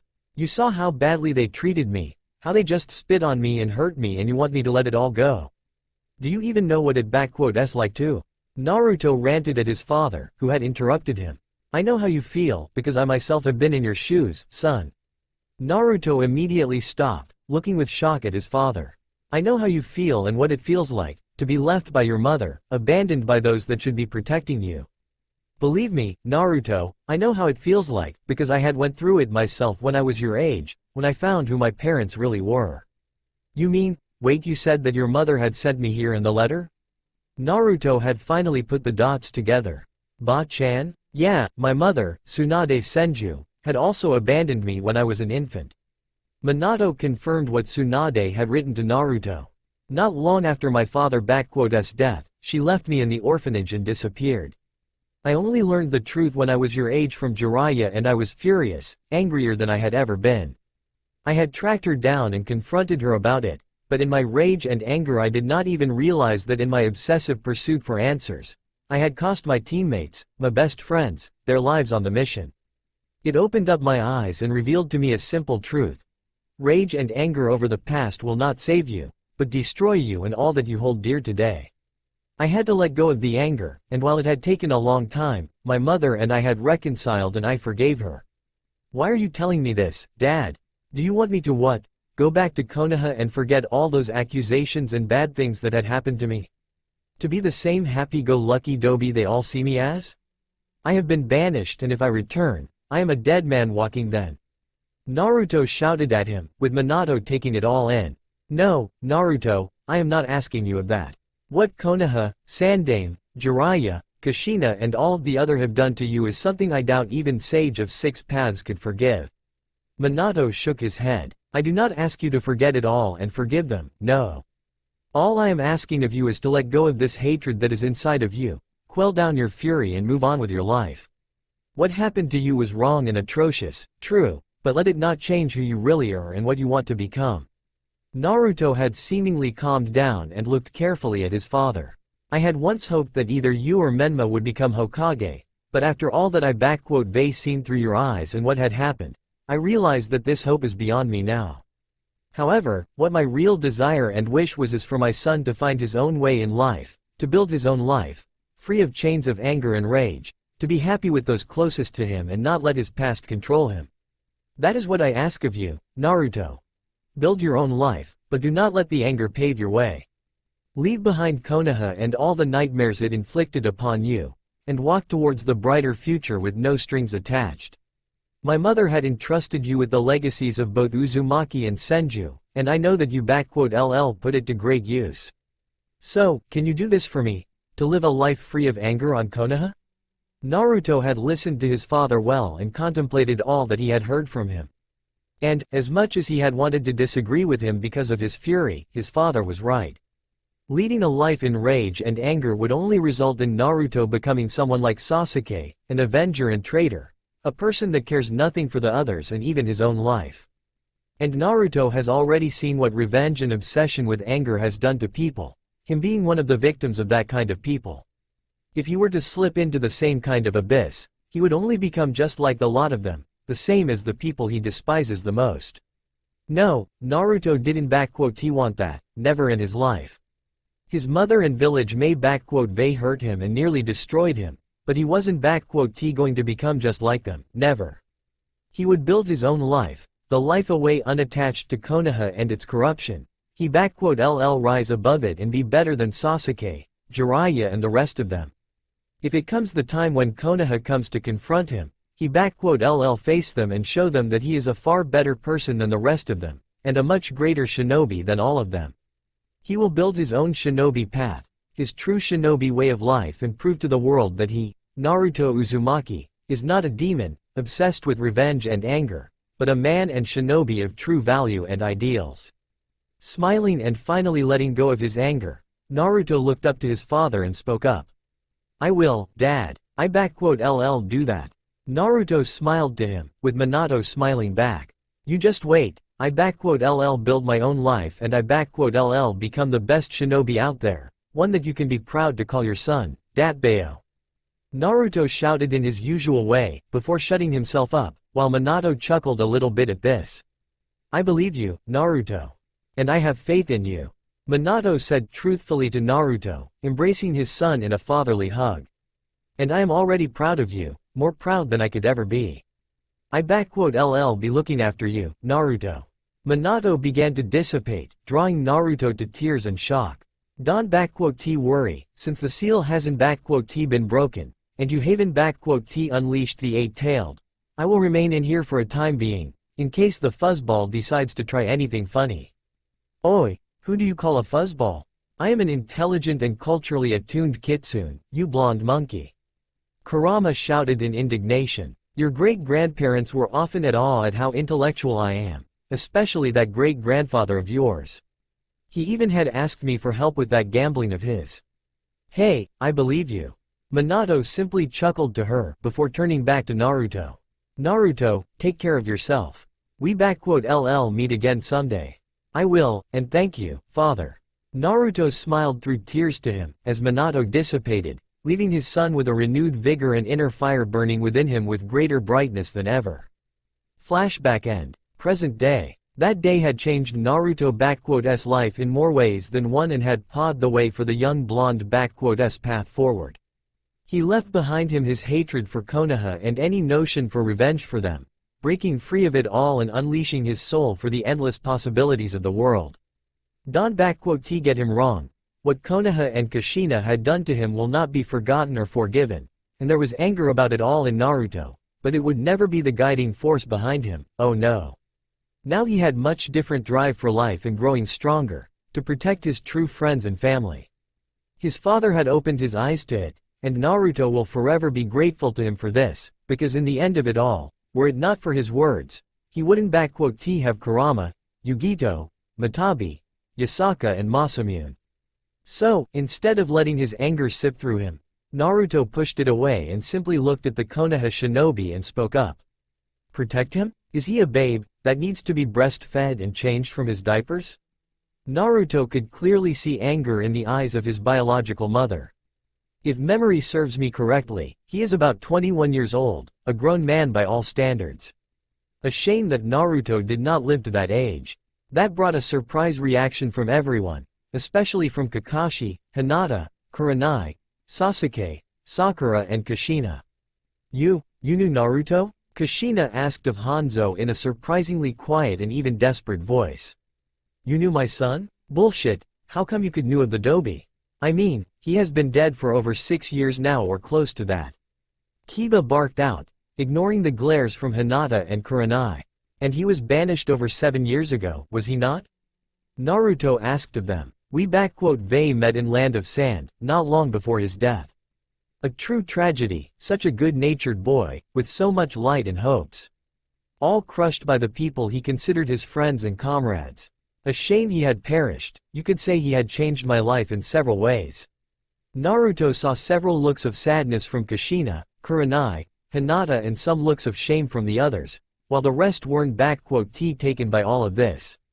He did tell me what had happened to him in Konoha, and how it treated him, and let me tell you this much. Like hell will I go work for the village that can see the difference between an innocent child, a victim of his mother's delusions, and a monster that needs to be stopped. Now, if you are quite finished, I suggest you get your sorry assess off my property before I kick them out of here. And tell that perverted frog of a Sannin to stop hiding. I could smell his stench from Kumo. Naruto glared at the tree, from which hopped out Jiraiya, slightly older looking, but also considerably more annoyed at what Hanzo had told him. You have quite a foul mouth, Eren you? Do you even know who you just insulted? Jiraiya said in a prideful manner. I am the sage of Mount Myoboku, the wet dream of all ladies from east to west and I don't give a damn. Naruto simply cut him off, looking at them all. Now, you said what you want, or is there another reason why are you here? Hanzo-san, please reconsider. Konoha's council is ready to offer you a very substantial reward for your services in money, and you will also be granted a compound of your own for you and your family within Konoha's wall. Kushina decided to press on. All we ask of you is to help us destroy the Akatsuki and protect our village from them. In return, in addition to all of the above, you LL be granted a citizenship of Konoha, status of Jonin and more. You LL even be permitted to become a shinobi of Konoha and even be recognized as a head of your own clan, when you decide to establish one. In other words, you want me to come to Konoha and destroy Akatsuki, and in return, I LL be what? Made into one of your Jonins, with compound and rights of a clan head? Naruto raised an eyebrow at them all, with Kushina and Jiraiya nodding to him. Do you take me for an idiot?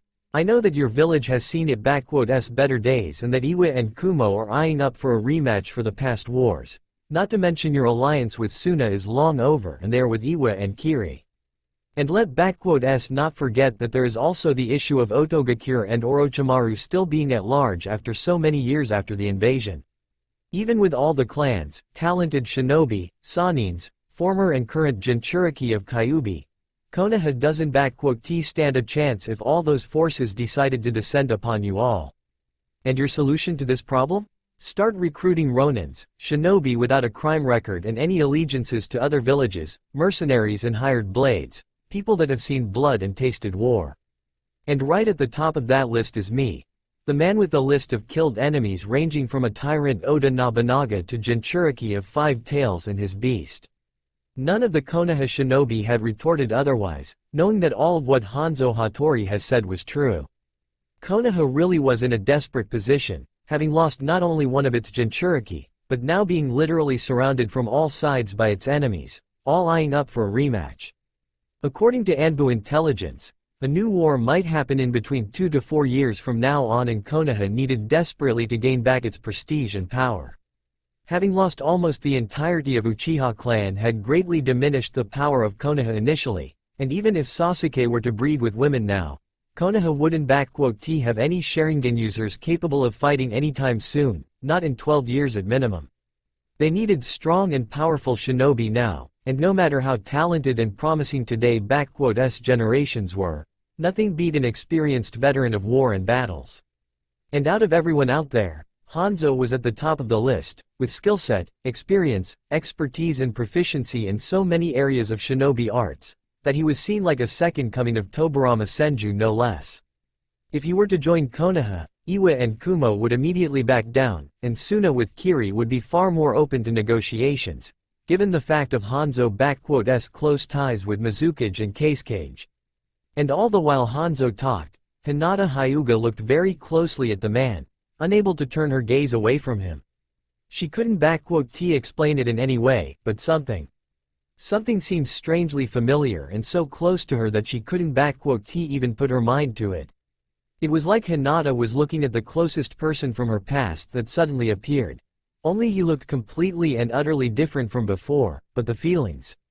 It was just as if she was once again looking at him. Putting a little faith in her heart and feelings, she activated her Byakugan and looked closely at Hanzo. Hyuga clan was known for their ability to see chakra clearly, but also to remember its signature, its uniqueness and distinguish from all the others. And now, Hinata, who had spent years looking and following her love, the boy that gave her the courage to go forward, widened her eyes at see his chakra and words escaped her lips. She couldn't believe her own eyes, as her Naruto Uzumaki stood right in front of them all.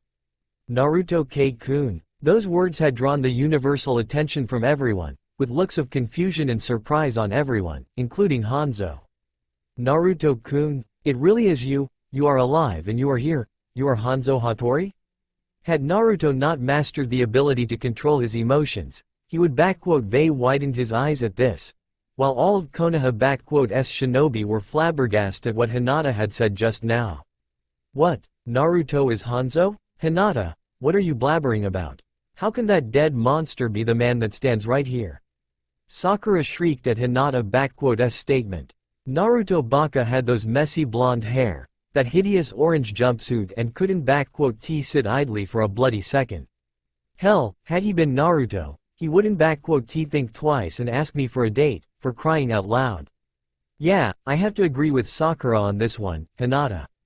Naruto was a total idiot and this guy looks much more like someone who knows his stuff. Tenten added up, looking at Hanzo. Heck, that guy has the specially crafted Ronin armor from Tetsu no Kuni on him and 2 chakra katanas on him. Our Naruto didn't even know how to use a kunai properly. Wow, I know I was bad, but that was just cold, Tenten. Naruto thought to himself for a second, before turning his gaze back to Hinata. Still, I should Vei remembered that those of Hyuga clan are capable of identifying a shinobi by his chakra signature, and given the fact of Hinata observing me for years, she must Vei been able to recognize me. Damn it, let S hope that Neji doesn't get any ideas, or Akamaru here doesn't recognize me by scent. Oh no, Tenten, I wouldn't be so sure, to be honest with you. Shikamaru suddenly spoke up. Clan Hyuga is known for their Byakugan, and through it they can identify anyone whom they know, even if he has changed his looks. And we all know here that Hinata here has spent a long time looking at Naruto, so. Pardon me, but you do realize that I am still here? Naruto drew back their attention. I don't know what this all about me being your dead friend or something, but here is my final word. Get out of here, or Akatsuki will be the last thing you worrying about here. Hanzo already put his hand upon the blade and everyone got into the fighting position again. No, please, Naruto-kun. Hinata had tried to plead to him, but she was cut off by him. For the love of, girl, you are mistaken. I am not it really is you, Naruto. Suddenly, came the voice of Neji Hyuga, his Byakugan showing fully as he looked at Naruto. Hinata-sama is correct. The man before us is Naruto Uzumaki, not Hanzo Hattori. During the Chunin exams, I have memorized your chakra signature and I could never forget it, so don't try to deny it, Naruto. This statement immediately had brought out a look of shock from everyone, as they all turned to face the man in question. Kurenai, Kushina, Hinata and even Jiraiya with Kakashi were looking at Naruto with hopeful eyes, bordering that of desperation, while Kiba, Sasuke, Rock Lee, Neji, Sakura and Ino had the eyes of dangerous curiosity and disgust. The others simply adopted the look of seriousness and were expecting to see whatever was underneath the face guard. Naruto looked at them with the narrowed eyes for a little bit, before sighing, understanding that they wouldn't get off his ass if he didn't satisfy their curiosity, and even then they wouldn't stop. But, if they really wanted to proceed down that way, they were welcome to try, considering that he was still legally banished and couldn't return under the threat of death. For once, he was actually glad that Council of Konoha had done as it did. Pulling his hand away from the blade, he raised it up to his face guard and pulled it down.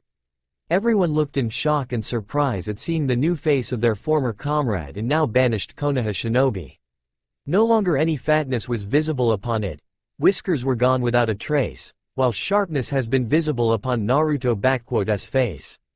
It was no longer the face of an idiotic knuckle-headed blonde Naruto Uzumaki, but a face of a truly grown-up handsome man and a shinobi that could put to shame many. While not verbally, mentally Tenten, Ino and even Sakura had to admit that this new look of Naruto was not just good, but dashing and gorgeous, even if they would never publicly say it. Sasuke, Kiba, Neji, Rock Lee, Sakura and Tenten looked with shock, but also with the immediate scowl, followed by Asuma and Might Guy. The looks of shock and surprise came over faces of Kushina, Jiraiya, Hinata and most prominently, Kurenai, who couldn't even hold back her tears at seeing him. Deciding to finally break the silence, Naruto spoke up. Neji, just for the clarification, Hanzo Hattori is Naruto Uzumaki. I didn't impersonate him, but created him from the scratch, though now I am starting to think I was a bit too good at this. Naruto simply looked at his former comrades, friends and mother with an impassive look. Now, I would say that it has been a long time, but really, I wish I didn't have to see most of you here for another 2 lifetimes. And some of you I would really like to give a piece of my mind and steal for what they had done to me. Naruto said, gazing at Kushina, Kakashi, Jiraiya, Sasuke and Sakura in particular. Gaki, damn, Gaki, it really is you. Sweet Kami, I almost didn't recognize you there, with all the black hair and no whiskers. Jiraiya shouted out in joy and was already moving towards Naruto, but he was immediately stopped by an instantaneous and powerful wave of killing intent coming from Naruto. Hey, Naruto, what s all this key is about? You aren't t happy to see me? Should I? Last time we met, you vey said that I am a major disappointment of your precious village and that 4th Hokage and 3rd Hokage would be appalled at what I did. Naruto reminded Jiraiya, who had stopped in his tracks and recalled, a look of shame coming over his face. I guess my godfather would know better, considering that he trained the same 4th Hokage, aka Minato Namikaze, my father. Only guess what, my father wasn't disappointed in me, far from it. You already know who your father is? Jiraiya asked of Naruto, with simply scoffed at him. Oh, I know all about him, as well as the woman right in front of me. And don't even get me started on what you and that old bastard of a Hokage have done to me. Naruto narrowed his eyes at Jiraiya, who eyes widened as he realized what Naruto was talking about. Memory alteration seals, and not just one but 3 of them, right upon my mind. Tell me, were you trying to make me a mental retard, or did you just enjoy mind raping me with that old dust bag? Naruto, it not what you think it was, we had no other choice, Kyuubi was starting to influence you and… Jiraiya had tried to defend himself. Don't give me this load of crap. You are a level 8 sealing master, and you knew that my 8 trigram seal was safe and not weakened. You altered my memories not because of Kyuubi, but because it was convenient and handy for both of you. Especially considering that I had found out quite a few of your dirty secrets, like one about this woman right here. Naruto looked at Kushina, who looked with desperation at Naruto. So, Kushina Uzumaki, happy to finally see your firstborn son? Any words to share, not that it would matter in the grand scheme of things. Sochi, please, I know that what I had done was horrible, but please, you have to understand that I… Kushina had tried to explain herself, but she immediately cut off by Naruto. Believed I was possessed by Kyuubi because of my father mistake and had to abandoned by you, while also becoming a prime target for the entire village to kill? Naruto saw the look of shock and tears upon her. Kushina, you are an Uzumaki and level 10 sealing mistress, not to mention a former Jinchuriki of Kyuubi. For you to distinguish a caged fox from an unleashed one is a matter of simple careful glance, but no, you merely assumed that I was possessed and that was it for you. Do you even know how many times I have been sent to hospital, before I turned 3 years old? I was not just hunted down by villagers, but bloody genins, chunins and jonins. Hell, 2 of the jonin here had tried to take my head here, all because of you. Naruto turned his gaze at Might Guy and Asuma Sarutobi. Isn't that right, Guy, Asuma?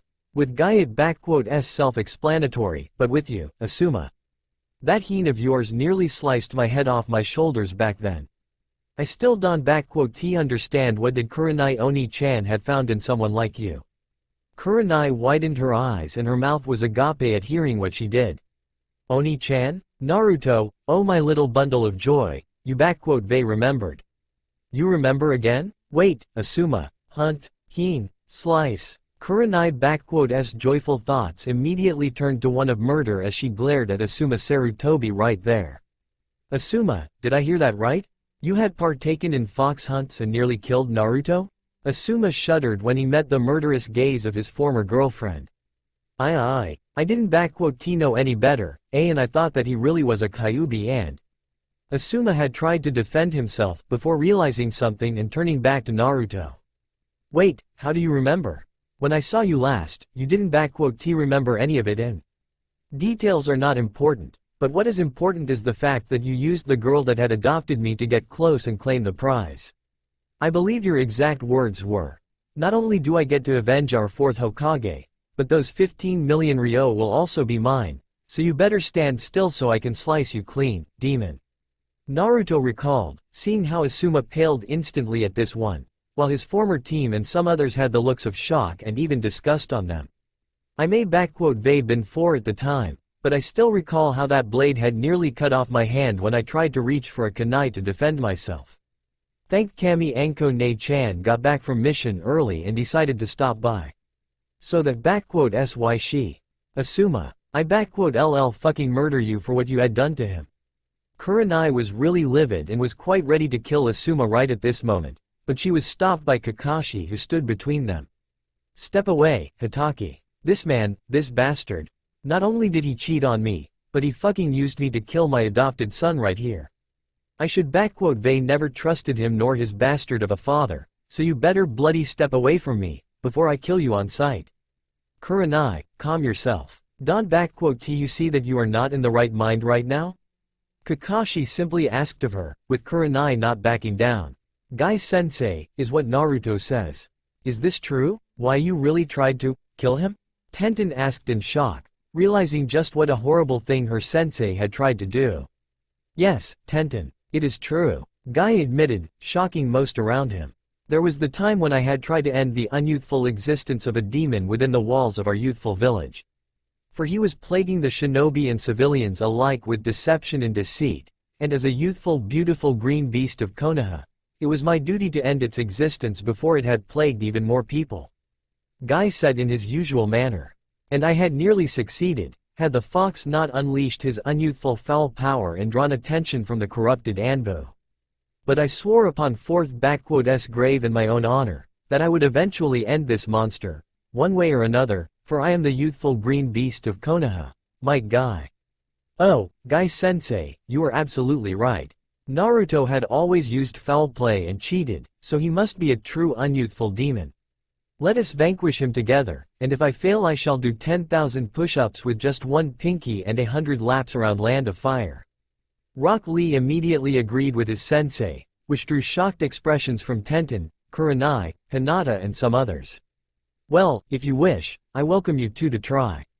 Only you LL have to be running those laps in hell, Lee, because if you attack me, I LL be more than happy to send you straight in there. Naruto warned him and the others, turning to Kurenai. And Kurenai Oni-chan, while I would enjoy you killing this guy right here, best not to do it. I wouldn't want to see you or Anko Ne-chan becoming Nuke Nin for no good reason. Better if I take his head off, if you do not mind. One be the first Sarutobi I they killed, nor a first Konoha shinobi. Naruto let out a dry chuckle, seeing the shock and a bit of fear in the eyes of his former comrades. Naruto, had I not known you, I would they assumed you were threatening us here. Kakashi suddenly spoke up to him. You know that making such baseless threats is really showing off your unintelligence, right? After all, even if you had left the village, no true Konoha shinobi would kill his own kind, even if he was under a different name. And I know that you are not a murderer, Naruto. And who said anything about it being baseless threats, Hitaki? Naruto asked him with a deadpan voice. I have been banished, all of my property and money stolen because of false charges, the people I thought were friends turned on me in a blink of an eye, not to mention that I received more injuries and been closer to death within Konoha more times than I was out in the field. And did I mention how my mind was altered just so I could stay docile dumb knucklehead?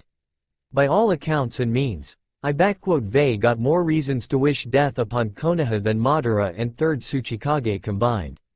And as for that last part of yours, 3 years ago, on borders between Land of Wind and Land of Stone, a group of Konoha shinobi numbering 27 Chunin and Jonin had been tasked with intercepting Kazekage and his escort, preventing the talks between him and Tsuchikage from happening. The orders were to either stall, or to kill on sight. Nobody returned and 5 days later, their bodies were brought back on a cart by a villager from Land of Rivers, whom I paid good money to get their bodies back to their families, along with a warning, remember? Naruto let out a small smirk at a sight of shock coming over most of the shinobi out here, who realized that he was the man behind the infamous River S massacre, one of the worst recent defeats of Konoha, when all participating shinobi were brought back, all dead, brutally murdered and some barely even recognizable. It was assumed at first that this was the work of Akatsuki, someone like Itachi Uchiha, or it was a team of Kiri S Anbu. But to hear that Naruto Uzumaki, who had always sprouted around that he was going to become a Hokage and was considered to be the dead last of their generation, had actually gone and killed all of them, his fellow village S shinobi, in cold blood and without mercy. It was a hard pill to swallow, and many couldn't even believe it to be true. Dobi, do you expect us here to believe you? It is common knowledge that it was my brother who had killed them back there, having taken a contract from Kazekage. Sasuke retorted to Naruto. You may look different, but you are nothing more but a dead last, whom you LL always be, no matter what. Yeah, Sasuke-kun is right. You are just an annoying little pest that can compete with real shinobi like us here. You probably just changed your looks so that you can look cooler and try to get me to fall for you, but it won't work. Sakura shouted at Naruto, who looked at her with a, "Are you shitting me, look. Good Kami, was I really that dumb to have a crush on?" "Oh, right, I was that dumb." Naruto mentally sighed before speaking up. "Sakura, I don't know what has given you that idea, but let me assure you of something. I traveled all over the elemental nations for over 7 years and have seen many, many beautiful women and girls, and compared to them, you are like those frogs Kasama Sanin here fantasizes about in his sleep. And as for the change in looks, I have an S-ranked nuke nin organization after my head, plus you Konoha idiots wouldn't let me live in peace, not to bloody mention me holding a Kyuubi inside me, so I needed to make a couple of changes, in order to survive and not become a prime target for all world to take. So, those reports from Gaara, Tamari and Kankuro about your death at the hands of Suna S nuke nins were false? But they brought back your corpse. Lady Tsunade and Shizune personally have examined it and confirmed it was you." Shikamaru stated to Naruto in shock, who merely smirked. "We had mourned your death, Naruto. We buried your body and Konoha was had the biggest celebration since its founding, which lasted for 2 days without end, I hear." Naruto added up, "As for that corpse, you would be bloody surprised what a dead blonde genin of my age, a skilled Iryo nin and a special seal can be used for. Gaara was more than happy to provide for the first 2, while the last I done on my own. What better way to disappear than to die? And after that, it was only a matter of dyeing my hair black, since it the most common color on the planet for hair, changing the hairdo, and getting rid of whiskers through a very precise and a little bit discomforting operation, but damn if it was worth it. What a drag, you clever bastard, to think that Choji and I were crying over a fake corpse.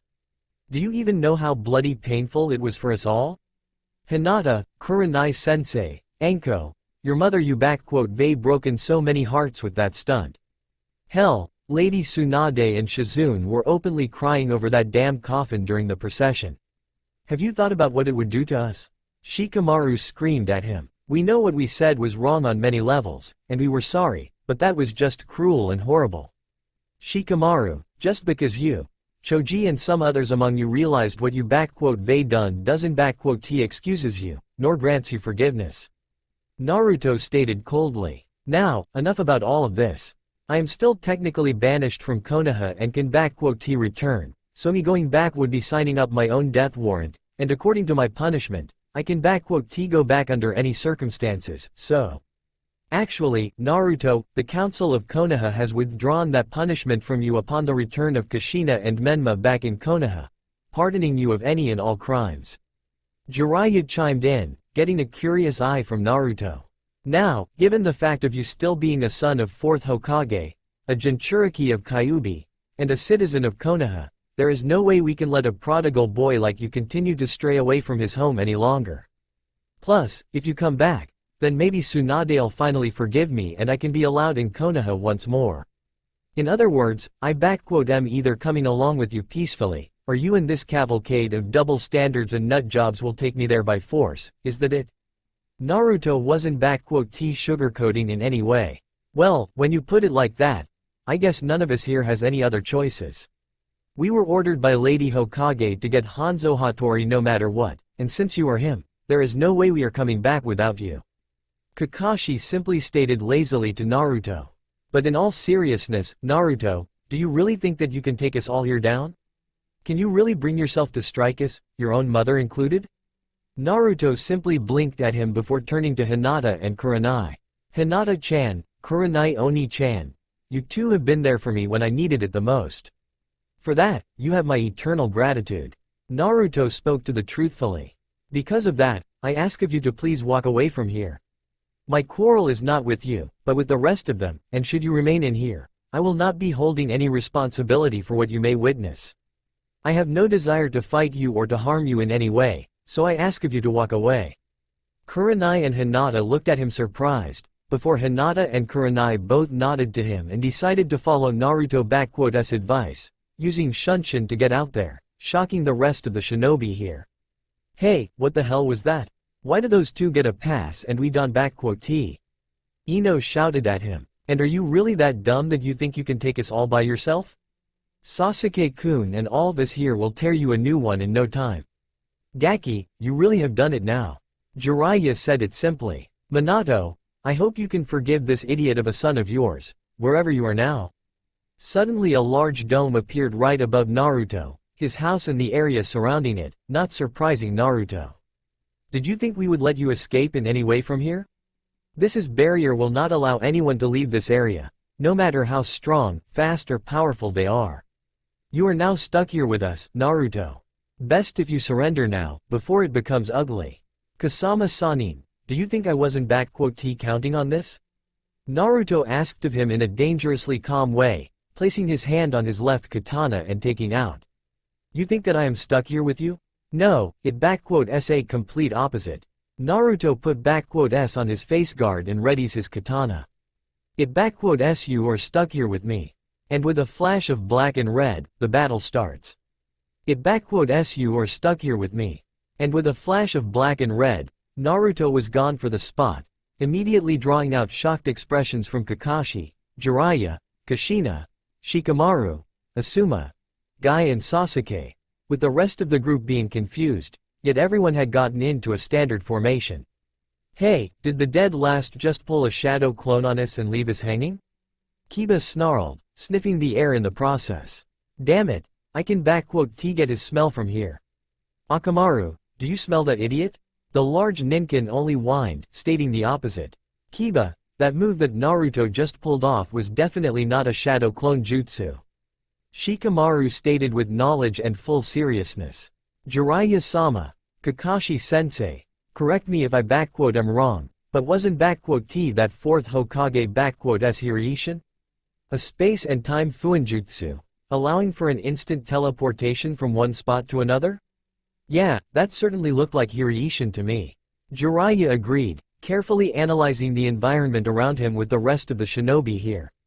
That definitely looked like Minato signature flying Raijin, but I doubt that Naruto could learned that from anywhere. Hell, the only existing scroll on Hirishin and written by Minato is in Konoha, with Menma, who still can even get the formula right, and he is a genius, when compared to Naruto. No, the Gaki must be just playing with us here, trying to even up the chances through some cheeky little pranks. Yeah, I agree with you, Jiraiya-sama. I remember during my time training Naruto, that he had an abysmal control over his chakra, at best. Minato-sensei had told me that Hirishin requires a precise control over one chakra, as well as a clear and clean vision of where to teleport and where the marker is placed. Otherwise one will not succeed in transporting himself, and Naruto was never one to fully focus his attention on anything for at least 10 minutes or so. Kakashi stated with confidence, but still lifted up his headband and revealed his own Sharingan. But, if Naruto wishes to play this game, we might just humor him and take him down a couple of pegs along the lines. 7 years or not, I doubt that Naruto had changed much.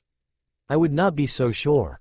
Naruto has spent a very long time away from Konoha and has made himself a reputation as Hanzo Hattori, one of the most skilled and powerful Ronin of this generation and era. It is only logical to assume that Naruto that we knew is nothing when compared to today's version we are to face now. Shino spoke calmly, but still hiding a good amount of fear in his mind at facing an S-rank head-on. Taking into consideration the reputation that Naruto has garnered himself over the years, confirmed feats, kills and combat information from various sources, I believe our best course of actions would be to tactically retreat or try to reason with him diplomatically. Shino, are you really that afraid of Naruto? See Mon. S the dead last of our class, the Kyuubi cheater and the #1 idiot of our village.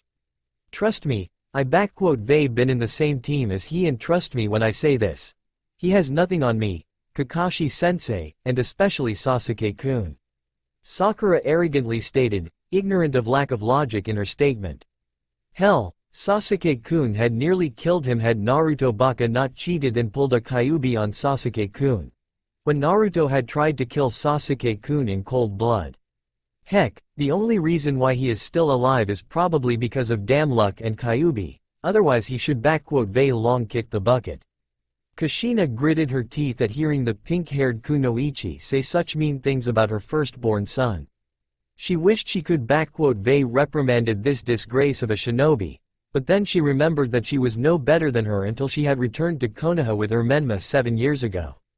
No, she was worse, far worse, having purposefully abandoned her son with a burden that never should Vei carried out alone, making him a prime target for the village to get rid of through placing a reward upon his head and denying any and all claims by those few that informed her of Naruto's life in Konoha and his behavior.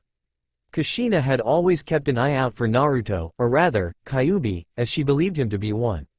She was expecting the demon fox to rise up again and give Kushina a justified excuse to kill the boy herself, to free her son's body and soul from its clutches, but it never happened. Years and years have gone by, with abuse, cruelty, beatings and close-to-death situations, reported to Kushina, and yet. Slowly, piece by piece, bit by bit, her previous beliefs were starting to crumble, and the image of a possessed child with whiskers and eyes of a demon was starting to get replaced with one of a horrified, lonely child, crying out for his mother to come for him, surrounded by people all ready to kill him. Kushina had spent countless nights waking up from nightmares at the thoughts of her Naruto, with her dreams showing her son being killed many, many times. And it wasn't T Menma, no, but Naruto. Eventually, widow of the 4th Hokage had finally came to a realization of what kind of horrible mistake she has made and with her younger son in tow, rushed back to Konoha, fully intent on reuniting with Naruto and seeking out his forgiveness. However, by the time Kushina had gotten back, it was already too late, as Naruto has been banished from the village for over a month now, and the entirety of Konoha has been absolutely glad it had happened. Her and Menma's return was met with celebrations and she, along with her son, were treated as if they were heroes, with Menma now being renowned as a savior of Konoha for howling half of Kyuubi in him. It was a complete opposite of what Naruto had experienced, according to Tsunade, who not only refused to acknowledge Kushina and Menma as part of her family, but Tsunade had denied them Menma's inheritance as a senju, which was by right his. Kushina was in outrage when her mother-in-law refused to even as much as call Menma by his father's name, but when Tsunade had stated that to her, only Naruto was a true son of Minato and her grandson and that the only reason as to why Tsunade didn't pummel Kushina into dust for what she did was because she didn't want to let her son face Kushina in the afterlife and suffer the shame.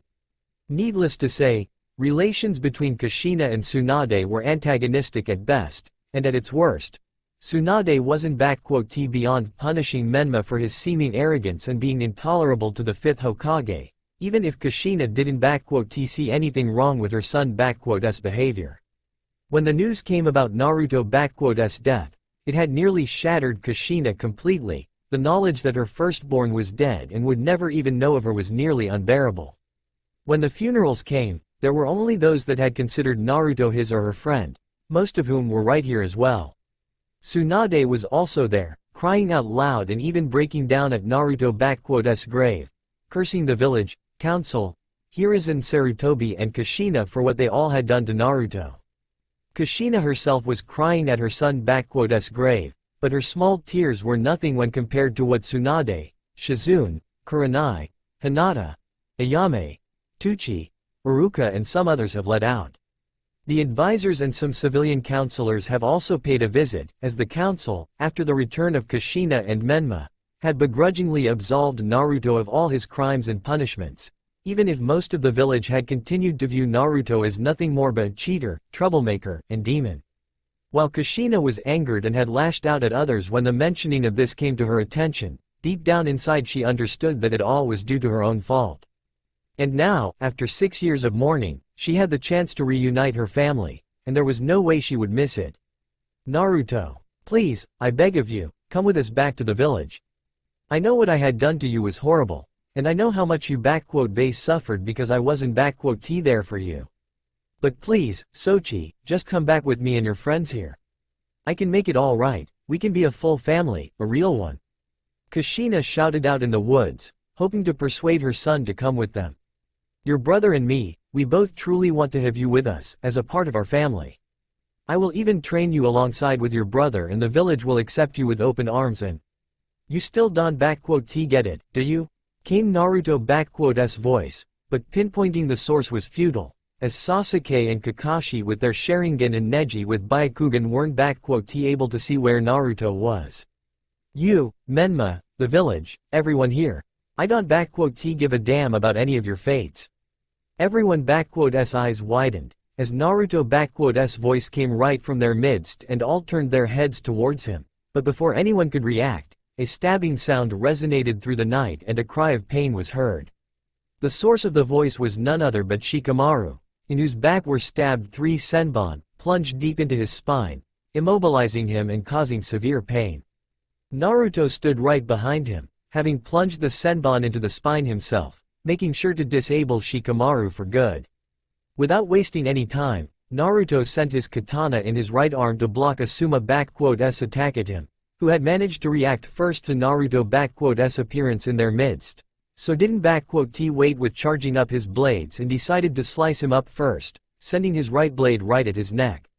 Had Naruto not trained himself, or he did not possess the profound first-hand experience of war, he would been down already, but he had all of it and more, so his katana's blunt side meet with Asuma's blade, before Naruto brought his katana down and back, slashing at Jonin's arm, cutting it deeply and nearly severing the bones.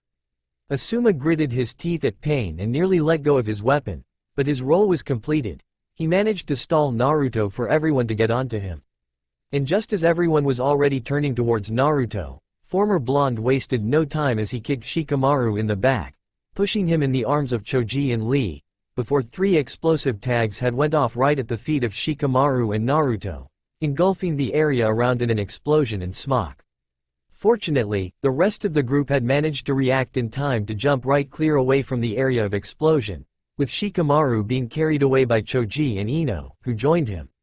However, even though everyone had cleared away from the area of explosion, Konoha's group now faced a completely different problem.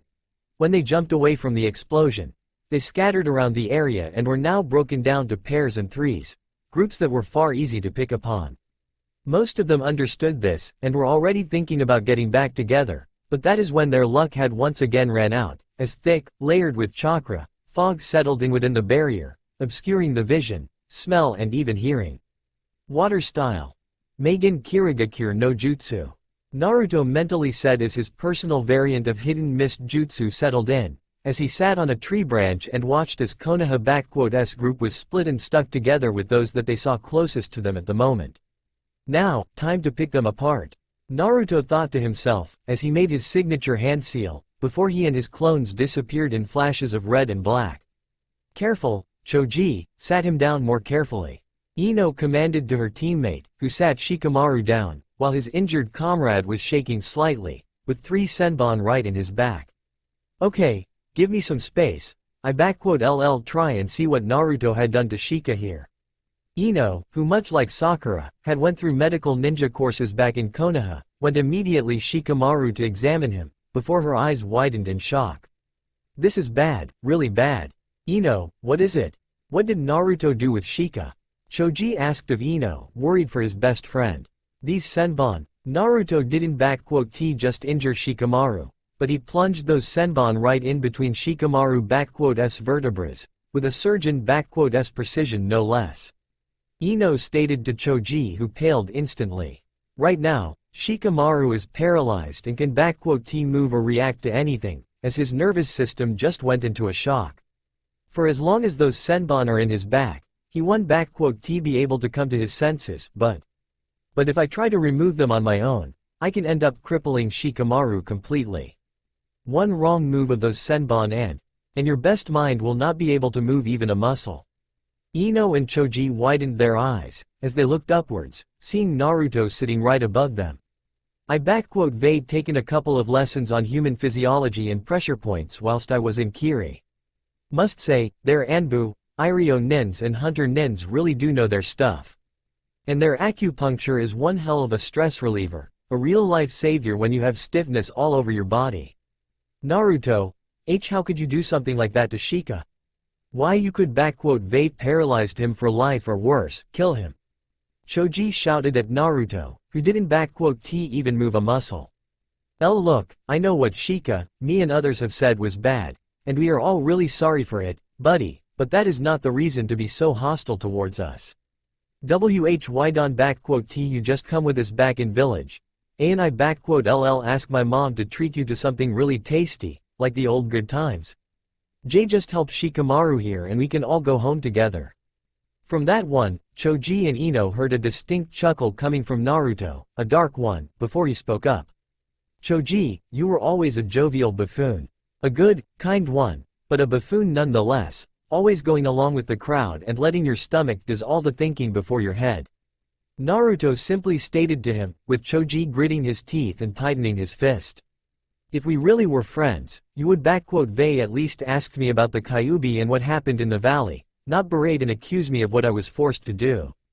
Hell, you and most of the others, you all really are just a bunch of morons, having fallen for Sasuke's tales and turned on me.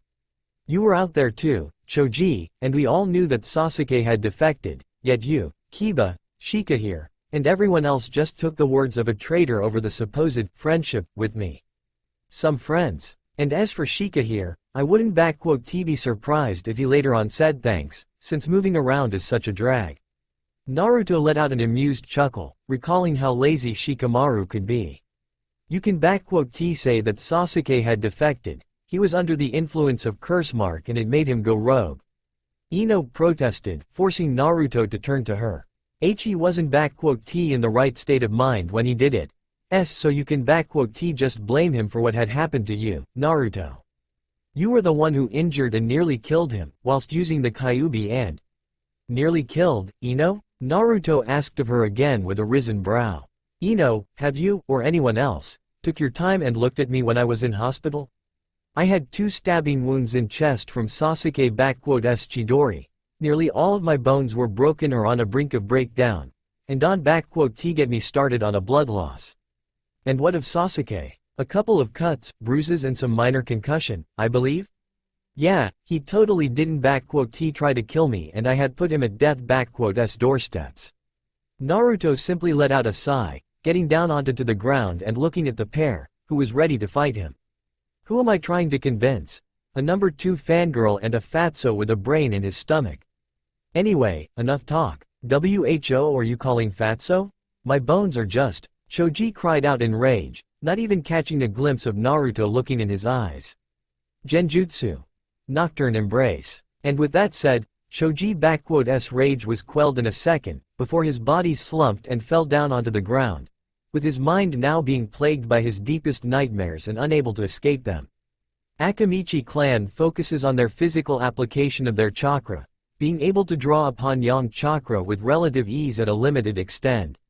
This makes them best suited for taijutsu, with a lesser reliance on ninjutsu than others, and a complete lack of genjutsu. Want to beat an Akamichi? Use genjutsu. Gotta love Senju Warring States Encyclopedia. What the hell? Choji, are you? And Naruto, you got genjutsu as well? You were supposed to be unable to use any of it. Ino screamed at him, while moving towards Choji to wake him up, but she was unable to reach him, as Naruto appeared right in front of Ino and delivered her a powerful punch in the gut. Yamanaka complete opposite of Akamichi. Best at genjutsu due to their mind-controlling abilities, but worst at taijutsu. Naruto mentally recited, as his knee moved to Ino's chest and stroked there, before Naruto grabbed Ino's long hair and repeatedly punched her in the face 5 times in a fast succession with his right hand, breaking her nose in the process. Letting go dazed and unfocused girl, Naruto finished her off with a powerful kick in the head, knocking her out of commission and possibly causing her a concussion. Result: 2 ribs broke, 3 more are damaged, broken nose, cracked skull and a concussion. Naruto thought to himself, looking at the defeated members of Team Asuma, before dispelling and letting the original know that they were dealt with. Clang of metal was heard in a different part of the yard, as Naruto's katana clashed with Asuma's chakra trench blades. Whilst Naruto was in near full armor suit, his natural speed and agility, coupled with experience in fighting various opponents and having seen many stances, he was able to match Asuma's expertise in close quarters combat, especially having dealt him a serious bleeding wound, which disabled Asuma-S usage of his right hand. Now all that Naruto needed to do is find a correct opening and strike at his opponent, while his katana, charged with heen, clashed with Asuma-S charged-up knife and was pushing him back. Striking first at Shika so that he couldn't catch you with his shadow possession was actually clever. And without him, there would be no one who could get a strategy against you. Can T believe that I'm saying this, but you are good, kid. Asuma gritted his teeth, as Naruto applied some more strength and pushed Asuma back, before kicking him in the stomach, followed by a horizontal slash, which Asuma managed to evade by moving backward, spitting some blood out of his mouth. Shit, should Vei killed you when I had the chance back then, in Kurenai home. If only that snake bitch didn't T show up. Asuma shouted out as he went again on the offensive, jumping up in the air and trying to land a kick on Naruto. But when Asuma had reached the ground, Naruto already moved away and disappeared into the mist. Not even a single shadow, outline or even a sound could be pinpointed because of the mist. Asuma knew of the Kirigakure no Jutsu, made famous, or infamous, thanks to masters of silent assassination, like Zabuza Momochi, but that jutsu didn't block any hearing or sounds. Naruto version, on the other hand, seemed to be a far more advanced version of it, as it would appear to Asuma, that the water particles in the air not only completely obscured the vision, but also blocked the sound waves. Considering that the sound travels through air, put a chakra-filled mist with enough juice to stop the air from transporting the sound. As much as Asuma hated Naruto or didn't want to acknowledge him as an equal to him, he had to admit one thing. Naruto has changed. Okay, brat, I LL give you credit where it s due. You may Vei grown stronger, but still doesn't change the fact of you being an idiot. Asuma taunted Naruto, trying to provoke him, as he was sure that he would be able to hear him, even though this fog was in here. Did you really think my father would Vei allowed such a loose cannon like a Jinchuriki of Kyuubi run free and without any restraints? No, he wouldn't especially when our village had suffered from that damn Kyuubi and was down on manpower. It needed power to keep the other villages from destroying us, and because of that my old man had to keep you nice and docile, considering that your younger brother was in capital at time. You know why he allowed all those beatings? All because he wanted to install fear into you, the fear what would happen if you had betrayed the village. But when Kurenai had adopted you, everyone had started to fear that you might actually grow away from fearing us, so I Vei seduced that girl and gained a way to her home, as well as what s in her pants. Asuma let out an amused chuckle, expecting a reaction from Naruto. Too bad when I decided to simply get the reward for your head, her snake whore showed up and nearly castrated me. I wanted her to be executed, and Kurenai to have the same seal put as on you, but my old man wouldn't have it. It would be detrimental to Konoha strength, was what he said, so he only done some talking to them and made sure you would never be allowed to either be adopted, or that those two bitches would come near you. You should Vei seen how Kurenai had cried. But don't you worry, I Vei helped her pull through, if you know what I mean. Asuma finally heard a ruffling of the grass in front of him, before Naruto finally appeared with an ice-cold glare directed towards Asuma. You really should Vei taken my life back then, bastard. Naruto simply noted out to him, as he changed up his stance bringing his sword with the flat side above the ground, hilt close to his shoulder, with his left hand laying at the tip of the blade. Now, I LLC it, so that you one hurt neither Kurenai, nor Anko, Asuma Sarutobi. With that roared out like a dragon, Naruto pushed his body forward and disappeared in a blaze of speed, with Asuma widening his eyes when he recognized that technique. A brought-to-shoulder sword with its flat side over the ground. This technique, it can be. Asuma had hurried to ready himself for the defense, but ended up missing his opportunity, as a slash came at him, a wound trail going from his right side of torso and diagonally traveling to his left shoulder. Hirazuki. Gatotsu Ashiki. Naruto simply stated, as Asuma dropped his weapon and slumped down on his knees, bleeding profusely, while the former blonde turned to face him. When I was participating in Mizu civil war, I had taken lessons from Ieyasu personal guards, Shinsengumi, specifically from one man known as Wolf of Nibu. Wouldn't T say I fully mastered his techniques and style, but at the very least, I would say I can hold my own in a sword fight with it. Naruto stood right in front of Asuma, who looked up in his eyes, with Naruto bringing his sword up with both of his hands, seeing fear in Asuma's eyes instantly. Such fear and dread, and this is supposed to be one of the best 12 guardian shinobi? You're almost too pathetic to kill.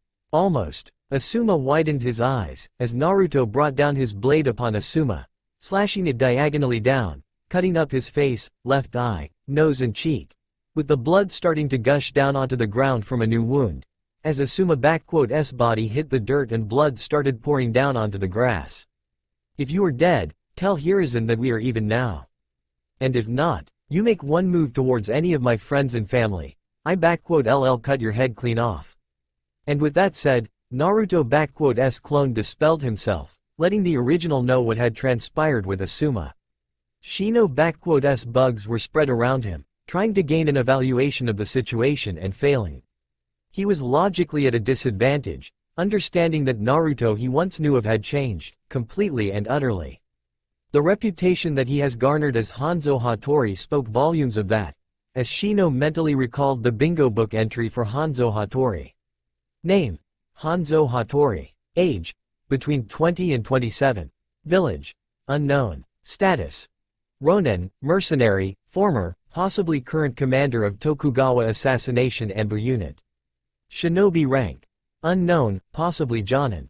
Rank: S rank. Combat information: known as Second Kirigakure no Oni and Kage no Shi, Hanzo is a master of silent assassinations and CQC, but there is very limited confirmed information on specifics of his styles, techniques and jutsu.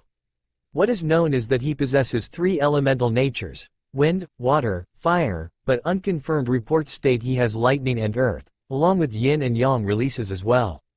Avid user of genjutsu, possible a master level, as well as user of swords, listed as one of top 5 best swordsmen in Mizu no Kuni.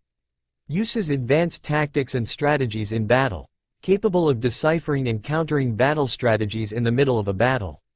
Level of taijutsu is unknown, level of ninjutsu is kage, presumably. Possibly possesses a very high level of mastery of fuinjutsu. Feats: killed 561 soldier, including a 150 shinobi of Chunin and Jonin ranks, during the Battle of Makatagahara in 4 hours time span. Killed 4th Mizukage Yagura Karatachi while in tailed beast mode. Killed Han, Jinchuriki of 5 tails from Iwagakure while in tailed beast mode. Destroyed the temple on Mount Hien through a fire jutsu, destroying 1/10 of Oda army stationed there. Killed Oda Nobunaga, Demon King of 6th Heaven and user of Maiden. Destroyed Tenko Castle with over 1,000 men inside its walls through unknown fire jutsu. Slaughtered the bloodline faction of Kumo. Fought and forced to retreat Kisame Hoshigaki, unconfirmed. Rewards: 77.000.000. Recommendations: flee on sight.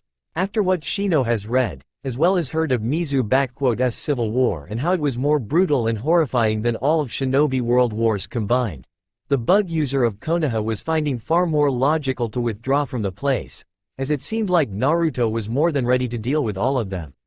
So, Shino, what shall it be? Shino turned around and looked at Naruto, who was standing just 7 feet away from him, ready and waiting for him. You are probably the smartest of the group here, and you were one of the few who didn't ostracize me back in Konoha when I returned. It would been illogical and careless, to trust the words of an unstable shinobi turned traitor, like Sasuke, over the words of a proven trustworthy and loyal ninja, like you, Naruto. Shino explained himself to him, with Naruto chuckling at this one. It was obvious that your skills, abilities and jutsu were the product of not Kyuubi's influence of you, not completely, but of your personal trainings and determination. My clan and father understood that as well, but others seem to have let their emotions and ignorance take a hold of them. I apologize for their illogical and irrational decision to banish you. Don't be sorry, Shino. I had 7 years to think it over, and I knew that some clans wouldn't support this decision, either to keep a Jinchuriki like me in Konoha, or simply because of simple kindness. though I almost didn't believe in it at a time. Naruto admitted to Shino. So, who aside from Aburame clan, had voted against banishing me? Clan Hyuga. Lord Hiyashi was quite passionate about how the village has been treating you with injustice. Naruto was honestly surprised at this one, before recalling his past and seeing the reasoning behind such actions. Apparently, you had in the past, aided him or Clan Hyuga in general, in some way. Also, he also had asked to take you under his wing, but was refused by the council. I remember. Didn't T think that Lord Hiyashi would be so grateful to me, even though it was nothing for me to do? Naruto uttered, more for himself than for Shino, before turning his full attention to Shino. Shino, what is it going to be? Stand down, and I LL let you out of here. Stay and fight, then I LL have to apologize to Kurenai Oni-chan for hurting, and believe, I can and I will hurt you badly. Somehow, I inclined to believe that statement. Shino said to Naruto, as he brought back his bugs. Very well, I LL stand down. However, are you certain you can break this barrier? Especially considering that you are only a clone of real Naruto? The clone smirked at this one. Clever as always, Shino. The Crescent Dome barrier is a fine level 7 Fuinjutsu technique. No argument about it. But the other clones are already at work rewriting it to my needs. They shall be finished in a few moments by now, so I can safely escort you out of the combat zone, if you want to. Naruto clone stated to him, with Shino nodding to him. Lead the way then, Shino said to the clone, who took the lead. By the way, there is something important you may want to hear. This mission, it wasn't sanctioned by Lady Hokage, but by the council body, without her permission or knowledge. In fact, I believe that by now, she must already be aware of this. I figured as much myself, but thank you for this information, Shino. Naruto clone told to Shino with a small smile, while mentally already thinking. That explains why Ka-chan had suddenly went back on our agreement. That damn council, what in blazes did Tobirama Gigi thought about when he installed it? Was he drunk, or did he lose a bet like Hashirama Gigi? Anyway, I imagine Ka-chan is either destroying the council, or she and her honor guard with Shizune are already on their way here. Well, she knows our deal, so I am fully in my rights to deal with them all as I see fit. Alright team, we have managed to find our way to each other through our power of youth, with one of our youthful and courageous comrades here as well. Now, let us find the others and deal with this unyouthful demon known as Naruto. Might Guy shouted out, with Lee supporting him all the way through, while Tenten and Kiba shook their heads, whilst Neji was trying his hardest to see through the fog with his Byakugan, only getting a headache and sore eyes in the process. Now, Neji, tell us, where are all our other youthful companions? I can see anything through this damn fog. Neji said with a strained voice, as he deactivated his eyes, letting breaths of relief. This mist is filled with such strong and dense chakra, that it like I am looking at a sea of constantly shifting chakra. Whatever jutsu Naruto is using here, it not only blocks the vision and sound, but also is strongly effective against my Byakugan. We must count ourselves fortunate that we found each other in this mist. So wait, if neither your Byakugan, nor my and Akamaru senses can find the others, how the hell will we be able to get to the others, or find the Dobi? Kiba shouted out. Damn it, can T believe that the dead last actually learned something? It probably just his fox helping him. Yes, for it is common fact that Naruto requires the Kyuubi chakra to be strong. And that is what makes him so unyouthful.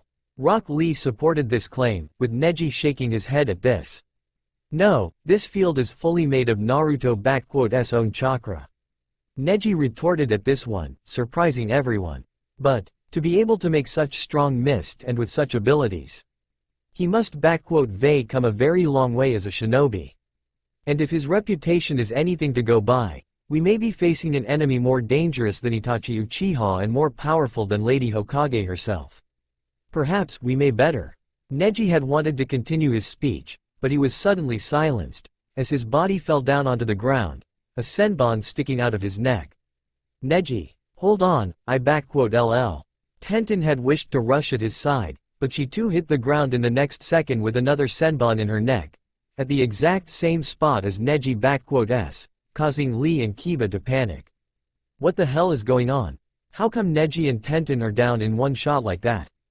Kiba shouted out. Those senbons, they are probably laced with some kind of paralytic poison, designed to shut down the nervous system upon contact.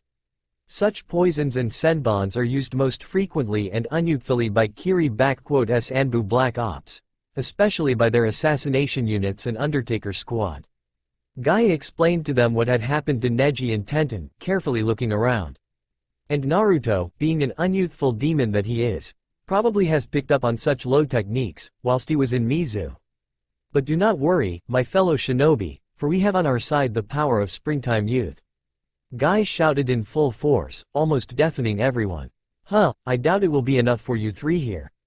Came a sudden comment, startling everyone, before a sound of metal piercing flesh and bones was heard, forcing everyone to turn to its source, causing the men to pale at the sight, with Kiba nearly losing his mind. Right before them laid Akamaru, the giant ninkin of Kiba, his eternal partner and best friend, among animals and humans. However, while normally a sight of the ninkin would been nothing out of ordinary, the hilt of katana sticking right from above his head, with blood coming from both the top of his head and from the bottom of his laying head was something that no one was looking for to seeing. And right at the top of the hilt, on one leg, casually stood Naruto looking at the horrified trio of men, his facial guard hiding most of his emotions, while his eyes were merely eyeing them. The sight of his killed ninkin was enough to send Kiba into a murderous rage. Akamaru, I LL fucking kill you, you demon bastard. Kiba roared inhumanly, launching himself right at Naruto without any thought, and faster than Lee and Guy could stop him, still being horrified at the sight. However, had Kiba not been in such crazed rage and had learned to think with his head, or at least was more observant, he would seen that Naruto already had his second sword pulled out in his left hand. When Kiba had reached Naruto, the black armored Ronin seemingly disappeared into a thick mist, leaving the top of the hilt. Before Kiba could sniff him out or hear him, a shadow descended upon him from above him. And in the next second, the shadow reached the ground, just as Kiba had managed to look upwards. A shining thin trail was followed down to his body. A blade red with freshly spilled blood flashed upon the grass. Hana sends her regards, Kinslayer. Naruto whispered to Kiba, as his eyes widened, before blood splashed from a wound, beginning at the left side of his chest and ending at the right side of his hip, with the Inuzuka dropping dead upon the grass and joining his companion in afterlife purgatory. With a speed that even Lee could envy, Naruto quickly regained himself and drew his blade in his left hand for in a Hirazuki stance, already launching himself right towards his next target. Guy had managed to regain himself and used all of his speed to try and intercept Naruto. Sever Leaf Hurricane, he shouted out, as he tried to kick Naruto's face while he was in thrust. However, all that Guy had managed to hit was thin air, as Naruto disappeared in a flash of black and red, shocking Guy. And in the next second, just as Guy had landed, a loud shout of pain had come from his student, forcing Might Guy to look and freeze in one instance. Rock Lee stood, frozen in shock and pain, as blood ran down from his mouth. And behind him stood Naruto, whose blade had struck Lee in his spine and was buried deep enough to cause Lee immeasurable pain and be enough of a threat to completely immobilize him for life. Lee, Guy was ready to run to his student, but then Naruto spoke up, with a small medical kit being tossed right at his feet. Better think your next move, Guy, because it will decide whether all three of your students die here, or they will live. Naruto said to him in a cold and emotionless voice, causing Guy to freeze up. Those senbons were laced in an extract, enough to kill even a healthy titan like you. The dose I used will kill Tenten and Neji in 5 minutes, unless you administer the antidote in that pouch I tossed within that time. And as for Lee, if you decide to fight me, he will lose his life in an instant. So, what shall it be, Guy? Your students' lives, or a chance to kill the unyouthful demon? Naruto asked of Guy, who was shaking with rage, but also fear at the prospect of losing his students. Damn you, demon! Guy shouted at Naruto in tears, as his shaky hands picked up the medical kit and he immediately went to Neji and Tenten, hoping to save their lives. Wise choice. Now Lee will only lose his legs. Lee and Guy both froze at Naruto's words, as former shinobi of the leaf plunged his sword deeper into Lee*'s spine, before severing it, and with a cry of pain, Lee dropped onto the ground, unable to feel his legs anymore, as Naruto**'s blade had left his body. A horrified Guy looked at Naruto. "Now we are even, Guy." And with that said, Naruto**'s clone dispelled himself, leaving Guy, in tears, shaking and in such great horror and rage, that no miracle of youth could potentially bring him back to his normal self. "Kakashi-sensei, this missed it***s like." Sakura had tried to speak up, as she looked around herself, back to back with Sasuke and Kakashi Hatake. "Yes, it***s just like the one that Zabuza used during our first C-rank mission. Only this mist is even better, much better," Kakashi said, as his Sharingan worked around, trying to find anything in what seemed like a constantly shifting wall of chakra in front of him. "This mist is layered with chakra on such level, that it completely blocks away vision, sounds, smells, and even my Sharingan can see through it at all. Whatever technique Naruto used here, it makes Zabuza***s Kirigakure look like child***s play. At least the Dobi had learned how to hide, like a weakling coward should." Sasuke scoffed, as he brought his hand onto his sword, looking around and trying to find Naruto.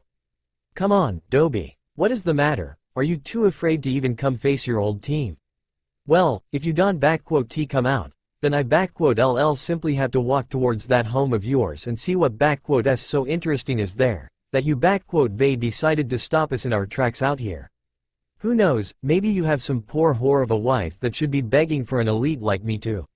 "Wrong move, Teme." Suddenly, with a shock and terror for all, came a calm and collected voice of Naruto, right behind each of them, just like Zabuza had done on their mission in Wave Wind style. Rinkuden. With that being said, Sasuke flew out of the formation with the speed of a bullet, being carried away by a compressed ball of air carrying him away. As Sakura stood frozen there in one place, Kakashi***s instincts finally kicked in, as in flash of a second he pulled out a kunai, sending it in his hand backwards, fully intent on taking Naruto. Speed of the famous copy ninja was one of the highest in Konoha, behind only Sasuke, Itachi, Guy and Minato Namikaze at various points of time, and he would been successful in capturing Naruto in the transition between one stance to another. However, Naruto had seen the enemies with high speed and knew how to match them, especially considering that he had managed to not just equal but surpass his father's speed before he turned 20. One swift block with the back of his armored left hand stopped Kakashi in mid-flight, while Naruto's right palm swiftly reached Kakashi's left side of his head, his fingers glowing with green chakra. In a single swift motion, Naruto's fingers plunged into Kakashi's eye socket, and with a single pull, Naruto retrieved from Kakashi his most prized possession, his dead friend's Sharingan. "Arg!" Kakashi cried out in pain, as he had just had an eye removed from his head, dropping his kunai instinctively, trying to cover up his bleeding eye socket. With his hand freed, Naruto's left hand clenches into a fist, with chakra channeled in it, while his right arm moves out of the way. In the next instant, Naruto's left fist collides with Kakashi's head, cracking his skull and knocking him unconscious after his nerves had an overload of foreign chakra invading it. As Kakashi's body hit the ground, Naruto simply sealed it away in a special storage scroll that Naruto had kept for special occasions and items such as this one, now in his possession. As he had done that, Naruto's cold eyes landed upon shaking Sakura, who had managed to pull a kunai out of her pouch and took a stance to fight him, with Naruto scoffing, though the sound of it was muffled by his mask. "Naruto, how could you do something so brutal to Kakashi-sensei?" Sakura screeched in fear, as she was taking steps back, as Naruto was slowly making his way to her. "Don't come any closer, you monster. Sasuke-kun will kill you if you do something to me, you dead last. You are just jealous of Sasuke and everyone, so you decided that attacking us will make us accept you back as equal. Well, guess again, loser, because..." Suddenly, Sakura heard a low, slightly throaty laughter coming from Naruto. First it was a little bit quiet, but steadily, it grew into a full-blown laughter, seemingly sound throughout the entirety of the forest. scaring Sakura even further, before Naruto spoke up to her. "Oh, Sakura, Sakura? Do you think I give a fucking damn about what you and the rest of that cavalcade of quirks, double standards and traitors think of me?" Naruto asked of her seriously, with Sakura freezing in her tracks. "I stopped caring for the most of you the day when I exiled from the village, and after I learned how warm and pompous was your greeting of my little brother. Why do you think I would even want to go back to that hellhole? To once again become your punching bag, or so that Sasuke-chan would have someone to stab in the back, or chest in my case. After all, his own genins are nowhere to be now, Eren they?" Naruto saw the look of shock and surprise on Sakura's face, as Naruto had clearly shown that he knew of what had happened with Sasuke's genin squad. Those genins died on a mission, when Iwa intercepted Sasuke-kun and Sakura had tried to defend her love of life, before Naruto had spoken up again. "Spare me the lies and excuses that guy told you all," Naruto simply said to her. "I know all about that tragedy, since I've been there myself." Flashback. A year and 7 months ago. Land of Grass. There had been many terrifying sights that Naruto had seen in his life as a shinobi and ronin on service of various kage, daimyo and feudal lords and etc. Mizu's civil war had provided him with plethora of horrifying and nightmarish sights and images that would be enough to drive mad with fear and dread even some of the toughest persons in shinobi world.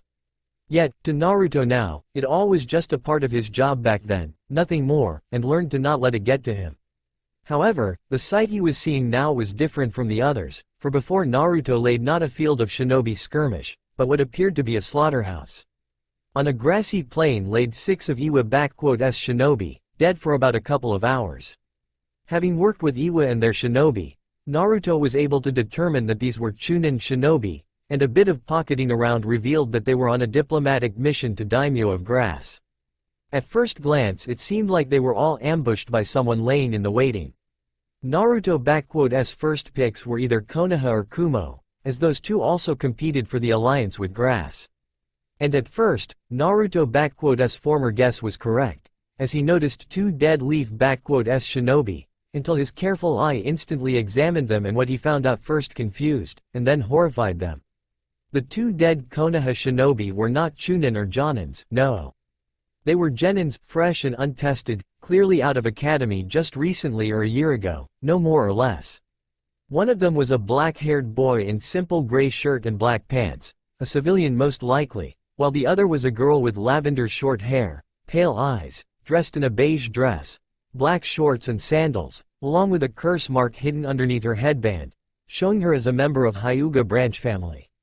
They had backpacks on them with provisions, cloths and more, all signs of a C-rank mission out of Land of Fire. However, what got to Naruto wasn't the fact that they were dead, but the character of their wounds. The Iwa's shinobi were killed with brutality, stabbing wounds, burns and blackened skin, as well as distinct smell of ozone indicated the usages of sword. That's all for now. If you want to see next part, then please like this video and subscribe my channel. Thank you.